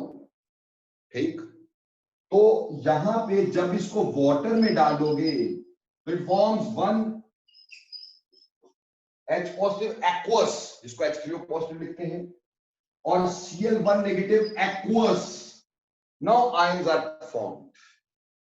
अब ये इलेक्ट्रिसिटी को कंडक्ट करेगा, मोल्टन फॉर्म में नहीं। तो difference between electrolyte and potential electrolyte, electrolyte तो वो होता है जो मोल्टन में भी और एक्वस में भी, यानी मोल्टन में भी और इम्प्योर में भी, दोनों में करंट को कैरी करता है, सॉलिड स्टेट में कैरी नहीं करता। जबकि पोटेंशियल इलेक्ट्रोलाइट सिर्फ इम्प्योर फॉर्म में करता है, मोल्टन में भी करंट को कैरी नहीं करता। ठीक, तो पोल जो आयनिक कंपाउंड थे वो इलेक्ट्रोलाइट थे, they conduct electricity in their molten और एक्वस फॉर्म। लेकिन polar covalent compound, they are potential electrolyte, they conduct electricity only in their impure forms, only in their impure forms। Clear हो गया? Next देखिए, next बात आती है solubility. देखो बेटे, non polar covalent compounds, non, देखो हमें पता लाइक डिसॉल्व लाइक होता है ना, polar will dissolve polar and non-polar will dissolve non-polar. So non-polar covalent compounds, non-polar covalent compounds are are soluble in non-polar solvents या less polar solvents या organic solvents या non-polar solvents like benzene etc. Benzene हो गया, ether हो गया, carbon tetrachloride हो गया, इनके अंदर नॉन पोलर चीजें डिसॉल्व करती हैं, जबकि polar covalent compound dissolved in water etc. यानी dissolved in polar solvents. Polar covalent compounds dissolve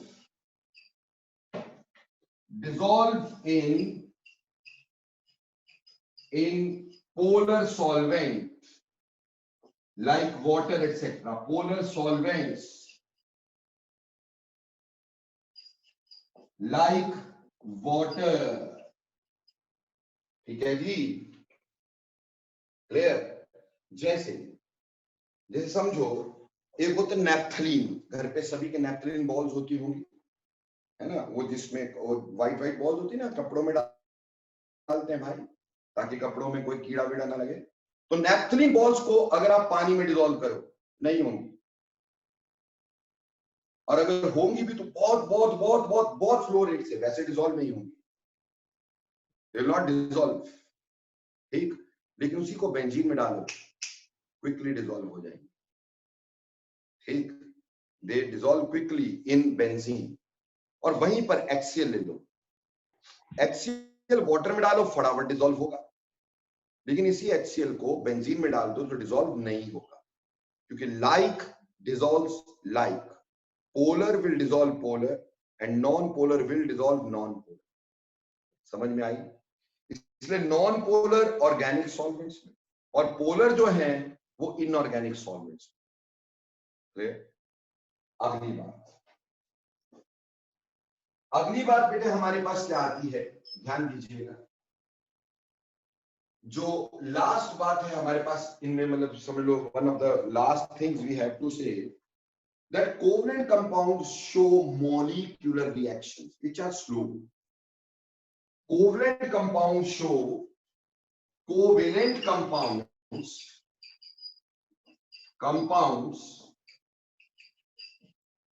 molecular reactions. Show molecular reactions which are slow.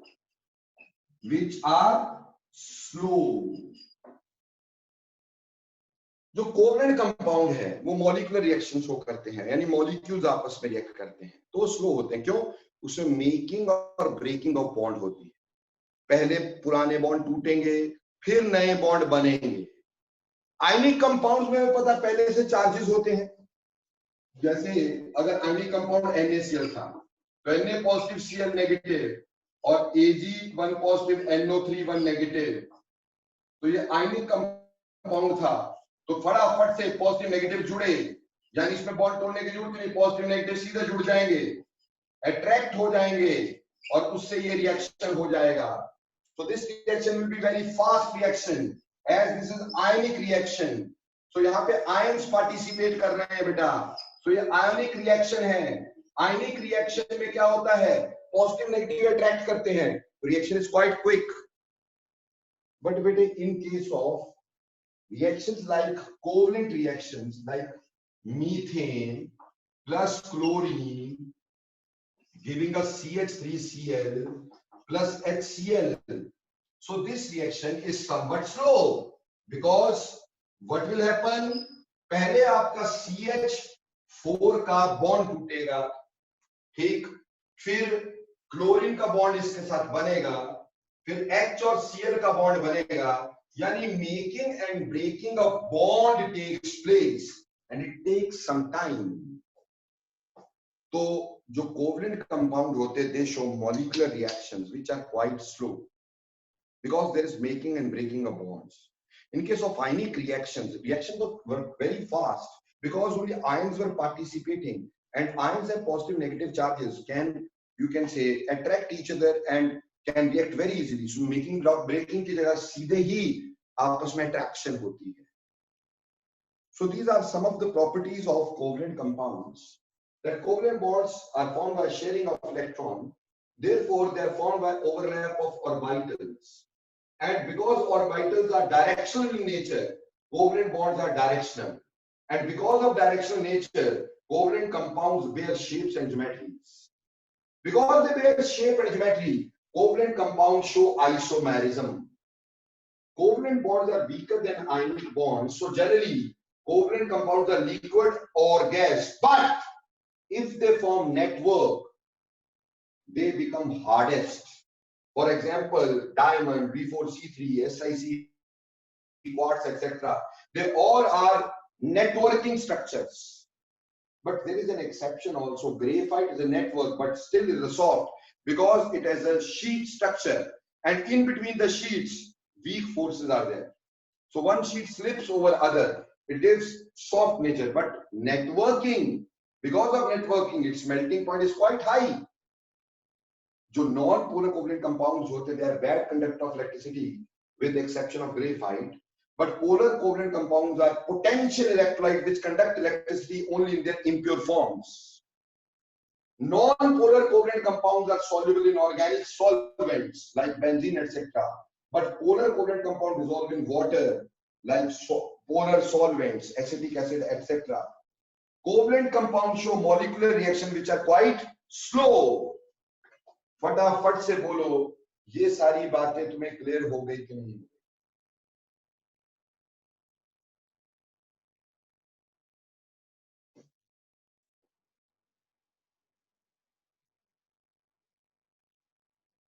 Okay. And Mr. RN, you got it or not?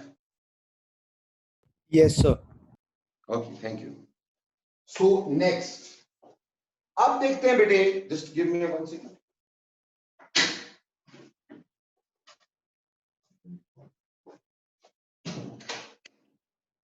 अब देखते हैं बेटा covalent compound की अगली बात, covalency.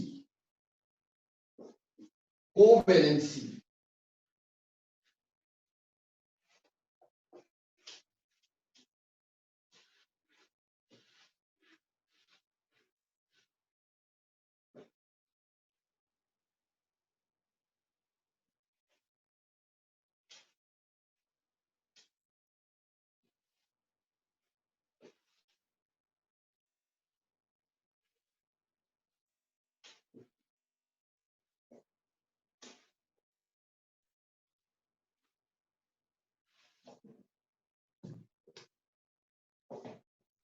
So the topic next is covalency.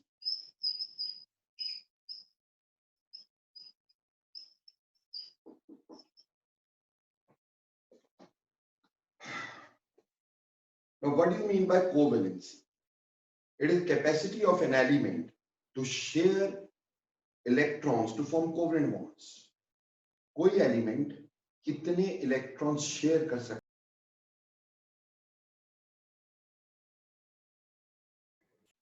Sir आप mute हो गए. So कोवलेंसी होता है number of electrons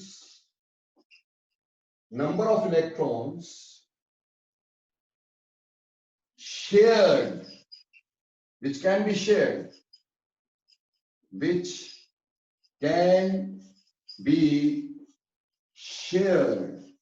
number of electrons which can be shared by an element to form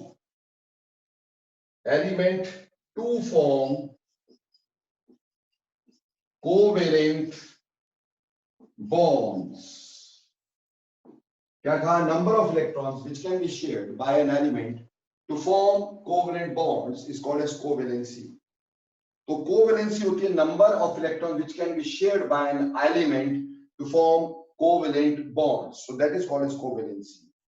Got it or not? जैसे boron can share only 3 electrons. So covalency is 3.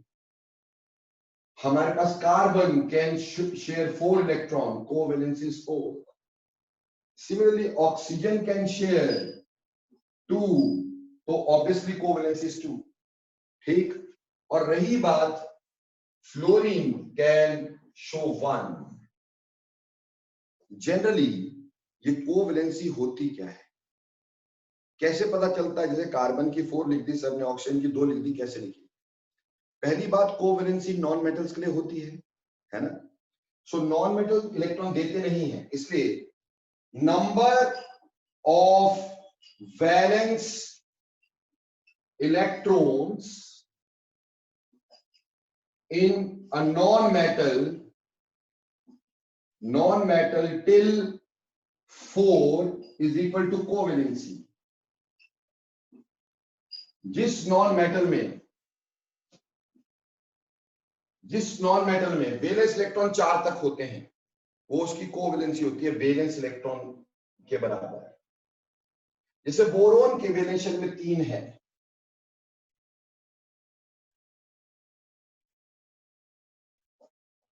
ठीक, और carbon के valence shell में covalency 3 है, इसकी covalency 4। Number of electron less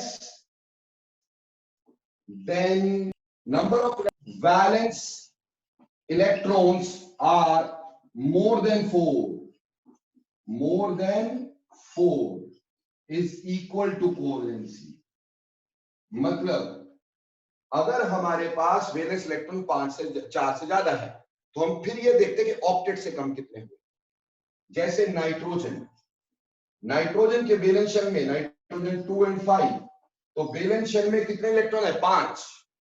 तो octet से कितने कम है? 8 माइनस 5 कितने? 3। इसलिए कोवेलेंसी ऑफ नाइट्रोजन इज 3।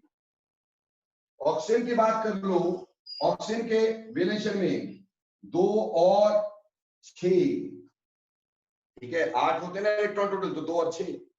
अब ऑक्टेट से कितने कम है वैलेंस शेल में? 8 माइनस 6 कितने? 2। तो कोवेलेंसी ऑफ ऑक्सीजन इज 2।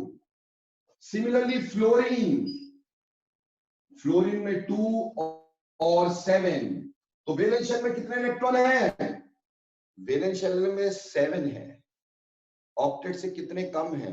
1। तो 8 minus 7 is equal to 1. So that is how here we have 3, here we have 2, here we have 1। यानी जब तक तो वैलेंस शेल में 4 इलेक्ट्रॉन है या उससे कम है, तो covalency is equal to the number of valence electrons. अगर वैलेंस शेल में 4 से ऊपर हो गए, तो covalency is equal to 8 minus valence electrons. फटाफट बोलो, समझ में आया कि नहीं?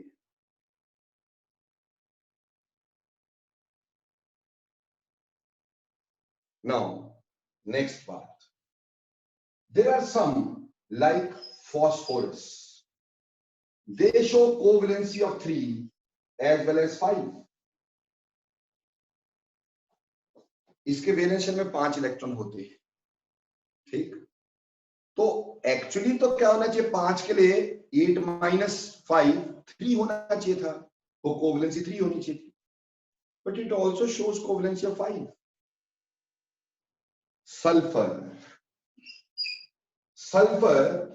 shows covalency of 4 as well as 6, जबकि इसके वैलेंस शेल में तो 6 इलेक्ट्रॉन है, उसको 2 शो करनी चाहिए, ये 4 भी शो कर रहा है, ऊपर से 6 भी शो कर रहा है, बहुत बेशर्म है।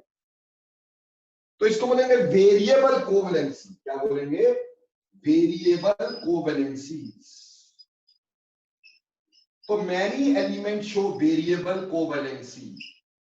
जैसे हमने वेरिएबल इलेक्ट्रोवैलेंसी पढ़ी थी, वैसे बहुत सारे एलिमेंट जो होते थे show variable covalencies, like phosphorus, like sulphur, like tin etcetera.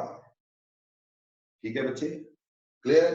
क्योंकि हम ये जानते हैं कि हमारे पास PCl3 भी होता है, PCl5 भी होता है, सिमिलरली SF4 भी होता है, SF6 भी होता है, सिमिलरली SN2 भी होता है, SN4 भी होता है, and so and four.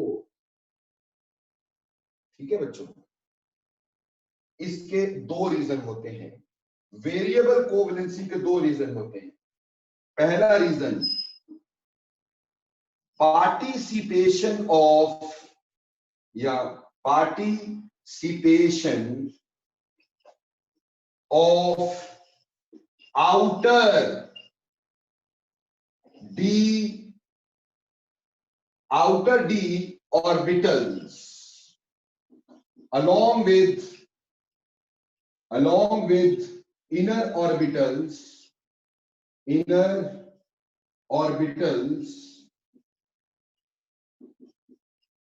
to form bonds. कभी कभी बाहर के डी ऑर्बिटल जो है वो बॉन्ड में पार्टिसिपेट कर जाते हैं बेटा. समटाइम बाहर के ऑर्बिटल जो है यानी बाहर के D orbital they participate in the bond formation. ठीक, तो उसमें होता क्या है, जब बाहर के ऑर्बिटल पार्टिसिपेट करते हैं, जैसे we take an example of phosphorus. Phosphorus की valence shell configuration 3s2 3p3 valence shell configuration है. ठीक, अब इसका मतलब यहां पर हमारे पास 2 इलेक्ट्रॉन्स है बेटे और p में हमारे पास यहां पर 1 2 एंड 3 इलेक्ट्रॉन्स है. ठीक, क्लियर. और आगे हमारे पास ऐसे d ऑर्बिटल्स बिल्कुल खाली है. ये 3s है, ये 3p है और ये 3d है. थर्ड शेल है सारी की सारी.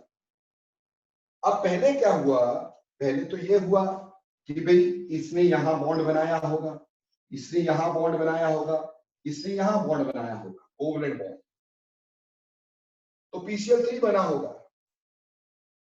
पर अब क्या हुआ कि ये इलेक्ट्रॉन और क्लोरीन पास में, पहले हमारे पास ऐसा हुआ ठीक कि जब फास्फोरस को क्लोरीन से रिएक्ट करवाया तो उसने PCl3 बनाया. ठीक है जी. अब आपने इसको हीट दी, थोड़ा हीट किया तो ये इलेक्ट्रॉन उस एनर्जी को पकड़ के आगे एक्साइट हो जाएगा, अगली शेल में, अगली सब शेल में जंप कर जाएगा, एक्साइटेशन. उसकी वजह से अब हमारे पास यहां पे भी 1 हो जाएगा, यहां तो 3 थे ही, और एक ये जो इलेक्ट्रॉन है वो कहां चला जाएगा, वो D में चला जाएगा. That will move into D. Now, बेटे ये भी एक कोवलेंट बॉन्ड बना सकता है क्लोरीन के साथ, एक ये बना सकता है, एक ये बना सकता है, एक ये बना सकता है, एक ये बना सकता है. Now, how many bonds phosphorus can form? Now it can form 5 bonds. तो similarly, अब क्लोरीन एक्स्ट्रा के साथ हीट किया तो PCl5 भी बन गया. अब ये क्यों हुआ, क्योंकि बाहर के d ऑर्बिटल ने बॉन्ड फॉर्मेशन में पार्टिसिपेट किया. ये इलेक्ट्रॉन बाहर के d ऑर्बिटल में जंप कर गए तो क्या हो गया, बाहर के ऑर्बिटल में इलेक्ट्रॉन अवेलेबल हो गया, तो बेटा वो भी बॉन्ड में पार्टिसिपेट कर सकता था. इस तरह से उसके बॉन्ड बन सकते थे. इसी तरह से मैं एक और एग्जांपल लेता हूं, से सल्फर. बेटा सल्फर की कॉन्फ़िगरेशन क्या होती है, 3s2 3p4, यानी 3s में 2 इलेक्ट्रॉन है और p में 4 इलेक्ट्रॉन है, 1 2 3 4, और D, थर्ड शेल का D बिल्कुल खाली है. थर्ड शेल का D बिल्कुल खाली है. समझ में आई. अब यहां पे इलेक्ट्रॉन कोवलेंट बॉन्ड तो सिर्फ शेयरिंग से बनता है ना, तो बेटा ये तो पूरा का पूरा पेयर है, यहां और कुछ तो आएगा ही नहीं, तो सिर्फ यही शेयर कर पाएगा या ये शेयर कर पाएगा. इसलिए सल्फर जो है वो 2 बॉन्ड बना सकता था, बट अब क्या हुआ कि ये इलेक्ट्रॉन एक्साइट हो गया यहां पर और ये एक्साइट हो गया यहां पर. अगर पहले मान लो एक की एक्साइटेशन करते हो तो ये एक्साइट हुआ तो हमारे पास बन गया लाइक दिस, 1 2 3, और यहां पर डी में चला गया 1। क्लियर जी? और उस एक्साइटेशन से अब 1 2 3 4 बॉन्ड बना सकता है सल्फर। अब आपने हीट और दे दी तो ये इलेक्ट्रॉन भी एक्साइट हो गया भाई। अब जब ये इलेक्ट्रॉन एक्साइट हो गया हीट देने के बाद, तो बेटे हमारे पास अब जो कॉन्फ़िगरेशन बन गई वो कुछ ऐसी बन गई सल्फर की, 1 यहां, 3 यहां और 2 उसके डी में। अब ये कितने बॉन्ड बना सकता है बेटा? बोलो। 1 2 3 4 5 6। So it can form 6 bonds now. It can form 6 bonds now. तो ऐसे हमने अगर सल्फर को लिया और सल्फर को फ्लोरीन से रिएक्ट करवाया तो पहले SF2 बना, थोड़ा हल्का सा हीट किया, SF4 बना, और ज्यादा हीट किया, SF6 बन गया। ये ट्राइंगल जो लिखता हूं, ट्राइंगल का मतलब हीटिंग होती है। पर ये क्यों हुआ? क्योंकि बाहर के डी ऑर्बिटल पार्टिसिपेट करते हैं। तो बाहर के डी ऑर्बिटल पार्टिसिपेट करने की वजह से हमारे पास वेरिएबल कोवैलेंसी आ जाती है। ठीक? पर बेटे इस पे क्वेश्चन देखो जरा क्या होगा। ठीक? ध्यान देना, इस पे क्वेश्चन वेरी इंपॉर्टेंट है। ठीक? हमने लास्ट टाइम एक चीज पढ़ी थी, इनर्ट पेयर इफेक्ट। क्या पढ़ी थी? Inert pair effect. तो दूसरा रीजन भी यहां पहले पढ़ लेते हैं और फिर मैं इसके क्वेश्चंस पे आ जाता हूं। ठीक है? चलिए मिटा दो बेटा नीचे वाला, लिख लिया? Sir 1 minute. हाँ जरूर जरूर।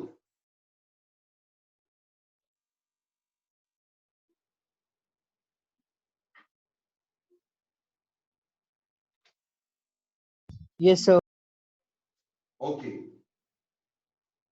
तो I am wiping this of. I think so ये आपको समझ में आ गया है। Now second reason for variable covalency is inert pair effect. Inert pair effect. बोलो बेटा, पिछली क्लास में पूरी तरह से डिटेल में करवाया था इनर्ट पेयर इफेक्ट की नहीं?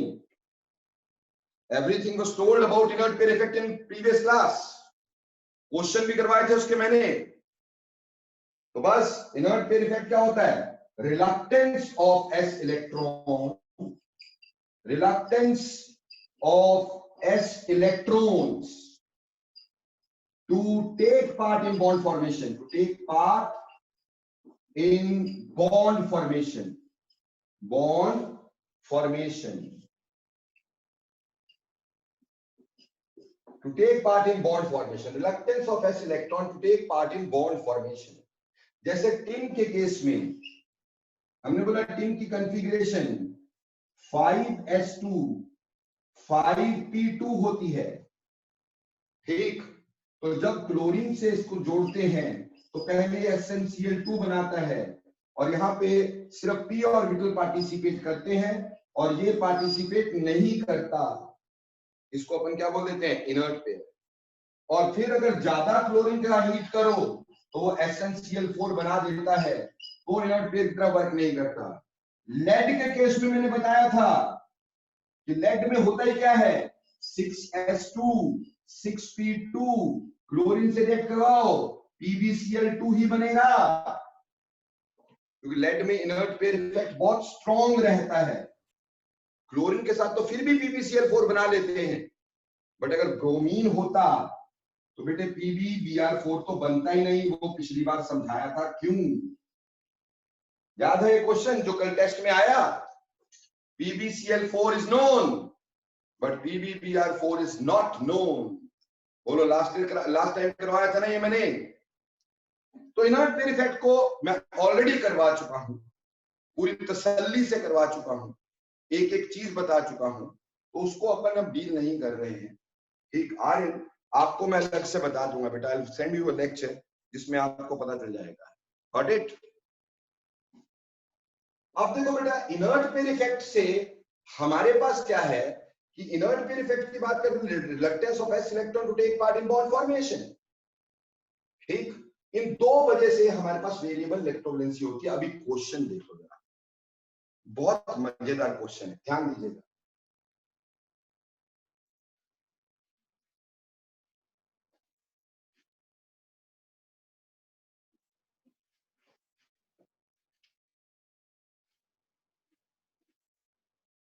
देखो जी,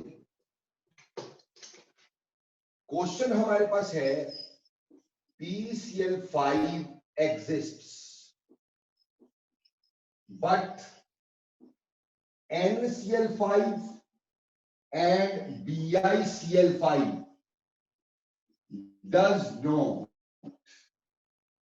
Why? बहुत मस्त क्वेश्चन है। मस्त कैसे है, देखो ध्यान से।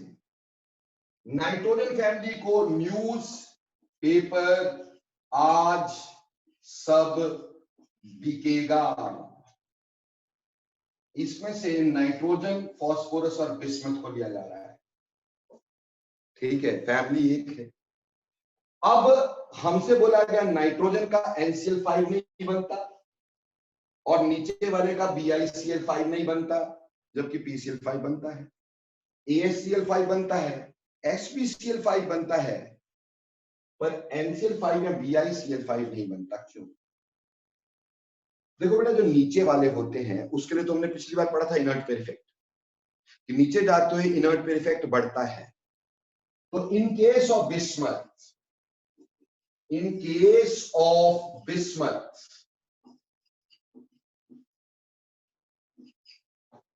Due to inert pair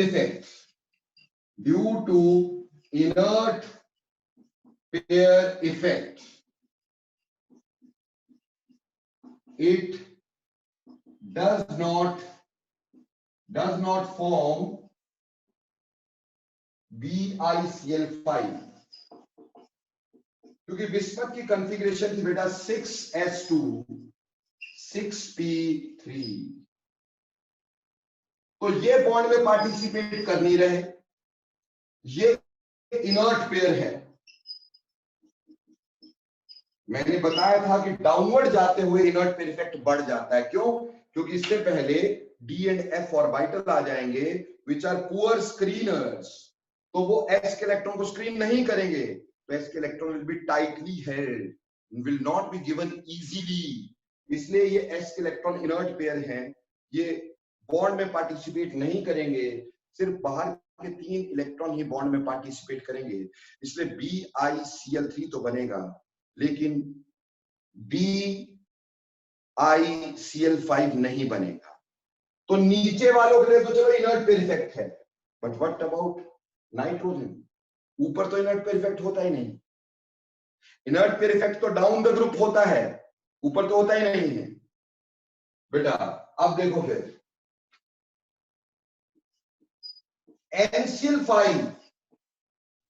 NCl5 cannot be formed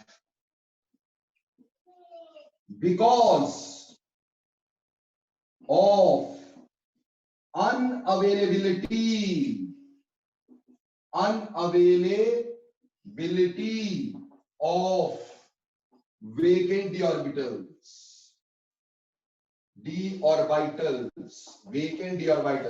nitrogen में वेकेंट डी ऑर्बिटल ही नहीं होते। फास्फोरस में क्यों 5 बॉन्ड बने थे? क्योंकि बाहर के ऑर्बिटल पार्टिसिपेट करते थे। कौन से? डी। तो बेटा यहां पे नाइट्रोजन की कॉन्फ़िगरेशन ले, तो नाइट्रोजन की कॉन्फ़िगरेशन होती है 2s2 2p3, यानी S में 2 इलेक्ट्रॉन और P में 3 इलेक्ट्रॉन। ठीक है दोस्तों, क्या 2d एग्जिस्ट करता है?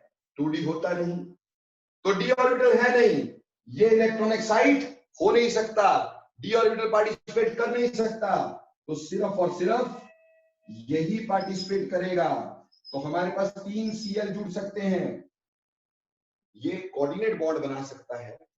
तो maximum covalency of nitrogen is 4।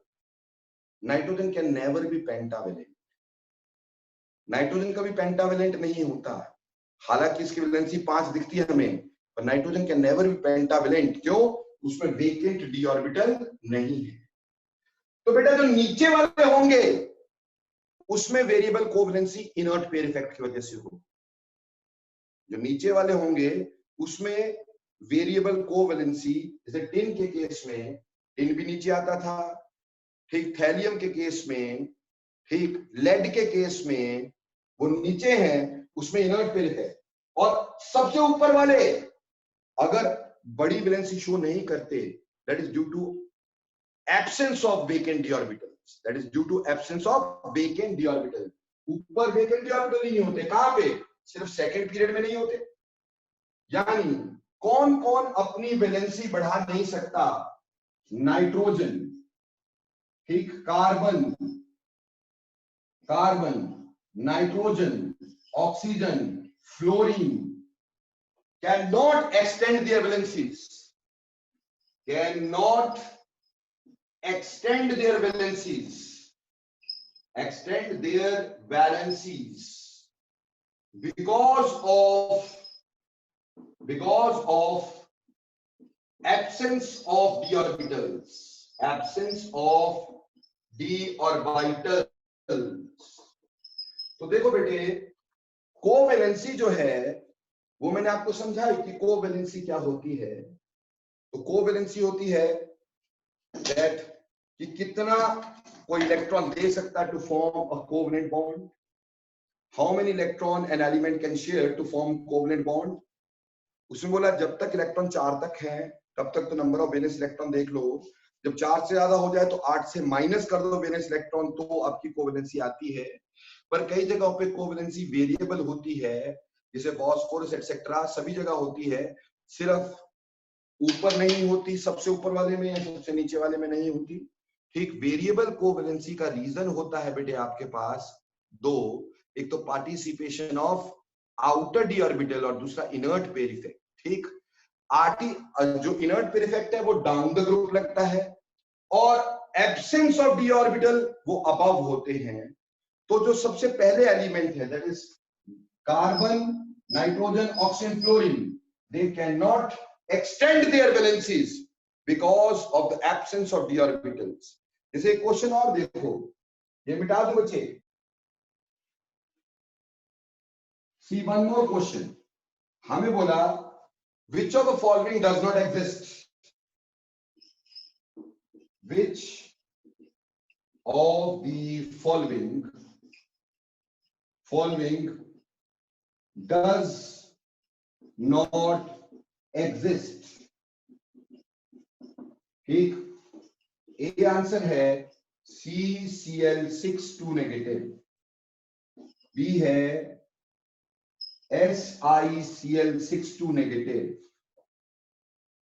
सी है SnCl6 2 नेगेटिव, ठीक, और डी है हमारे पास से GeCl6 2 नेगेटिव। और हमसे बोला which of the following does not exist, कौन एग्जिस्ट नहीं करता। देखो बेटा यहां पे कोवैलेंसी 6 आई है और कार्बन जो है पहला मेंबर है, इसकी मैक्सिमम कोवैलेंसी 4 हो सकती है, ठीक। क्यों? कार्बन के कॉन्फ़िगरेशन देखोगे तो क्या आएगी वैलेंसी में 2s2 2p2, ठीक। तो यहाँ पे 2 इलेक्ट्रॉन है और p में कितने इलेक्ट्रॉन हैं? 2। ये अगर एक्साइट हो जाता तो यहाँ पे चला जाता एक्साइट होके, डी ऑर्बिटल है नहीं, आगे जा सकता नहीं, तो मैक्सिमम कोवैलेंसी कितनी होगी? 4। तो ये कभी भी 6 नहीं बनाएगा। यानी कार्बन की मैक्सिमम कोवैलेंसी 4, नाइट्रोजन की मैक्सिमम कोवैलेंसी 4, ऑक्सीजन की मैक्सिमम कोवैलेंसी 2, फ्लोरीन की 1। ये एक्सटेंड नहीं हो सकती because of absence of vacant d orbital. और नीचे अगर देखेंगे तो उसके ऊपर इनर्ट पेयर इफेक्ट पे बहुत क्वेश्चन करवाया पिछली बार मैंने, 3 4 5 क्वेश्चन समझाए थे आपको। तो उम्मीद है आपको आज का लेक्चर अच्छे से क्लियर हुआ होगा। आज मैंने तुम्हें बताया कोवैलेंट बॉन्ड क्या होता है, कितनी तरह का होता है, कोऑर्डिनेट कोवेलेंट बॉन्ड या डेटिव बॉन्ड किसको कहते हैं, कैसे डेटिव बॉन्ड का हम निकालते हैं, डेटिव बॉन्ड को कैसे निकालते हैं, how will you calculate dative bonds, number of dative bonds कैसे निकालते हैं, कहां है कहां नहीं है पता कैसे चलता है, प्रॉपर्टीज ऑफ कोवेलेंट कंपाउंड क्या होती हैं, ठीक, किस किस प्रॉपर्टी की क्या क्या वजह होती है, उसके बाद पढ़ा कोवेलेंसी क्या होती है, कोवेलेंसी कैसे निकालते हैं, उसमें वेरिएबिलिटी क्यों होती है और उसके ऊपर क्वेश्चन क्या होते हैं।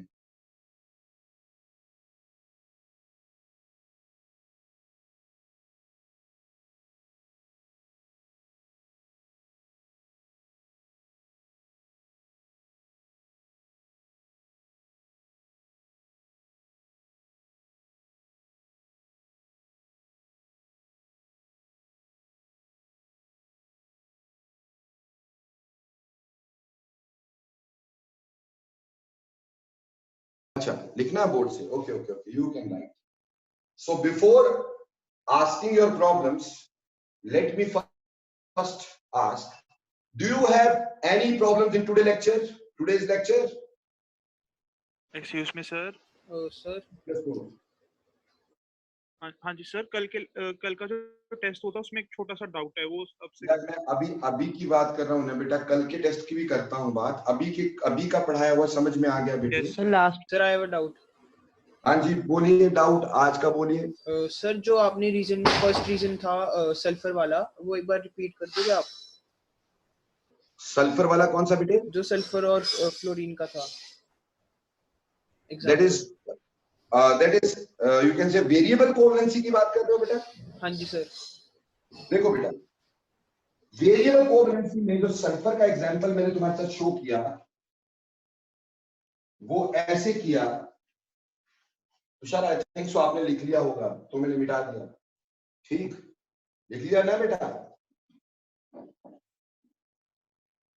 ओके, सल्फर के केस में बेटे हमारे पास जो कॉन्फ़िगरेशन है वो है 3s2 3p4, यानी ये 3s में 2 इलेक्ट्रॉन है बेटे और p में इस तरह से 4 इलेक्ट्रॉन है बच्चे, ठीक, और d जो है वो बिल्कुल खाली पड़ा है,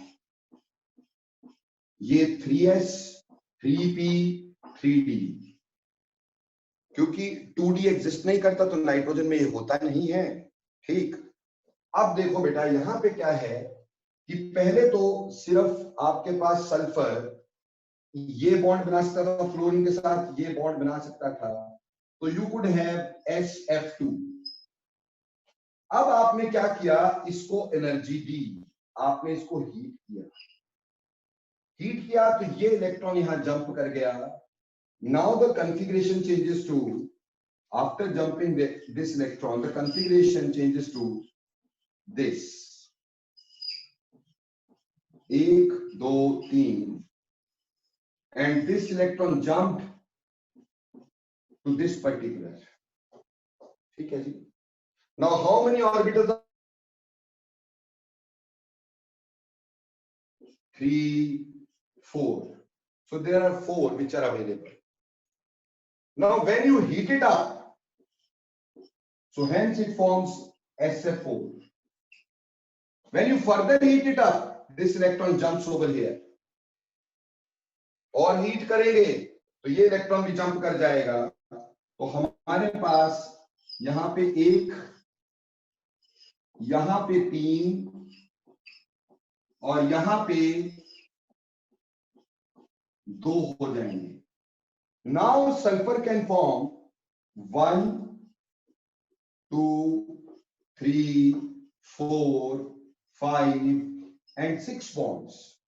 So we can have SF6. So this variability in the covalency of sulfur comes because of the only reason, and that only reason is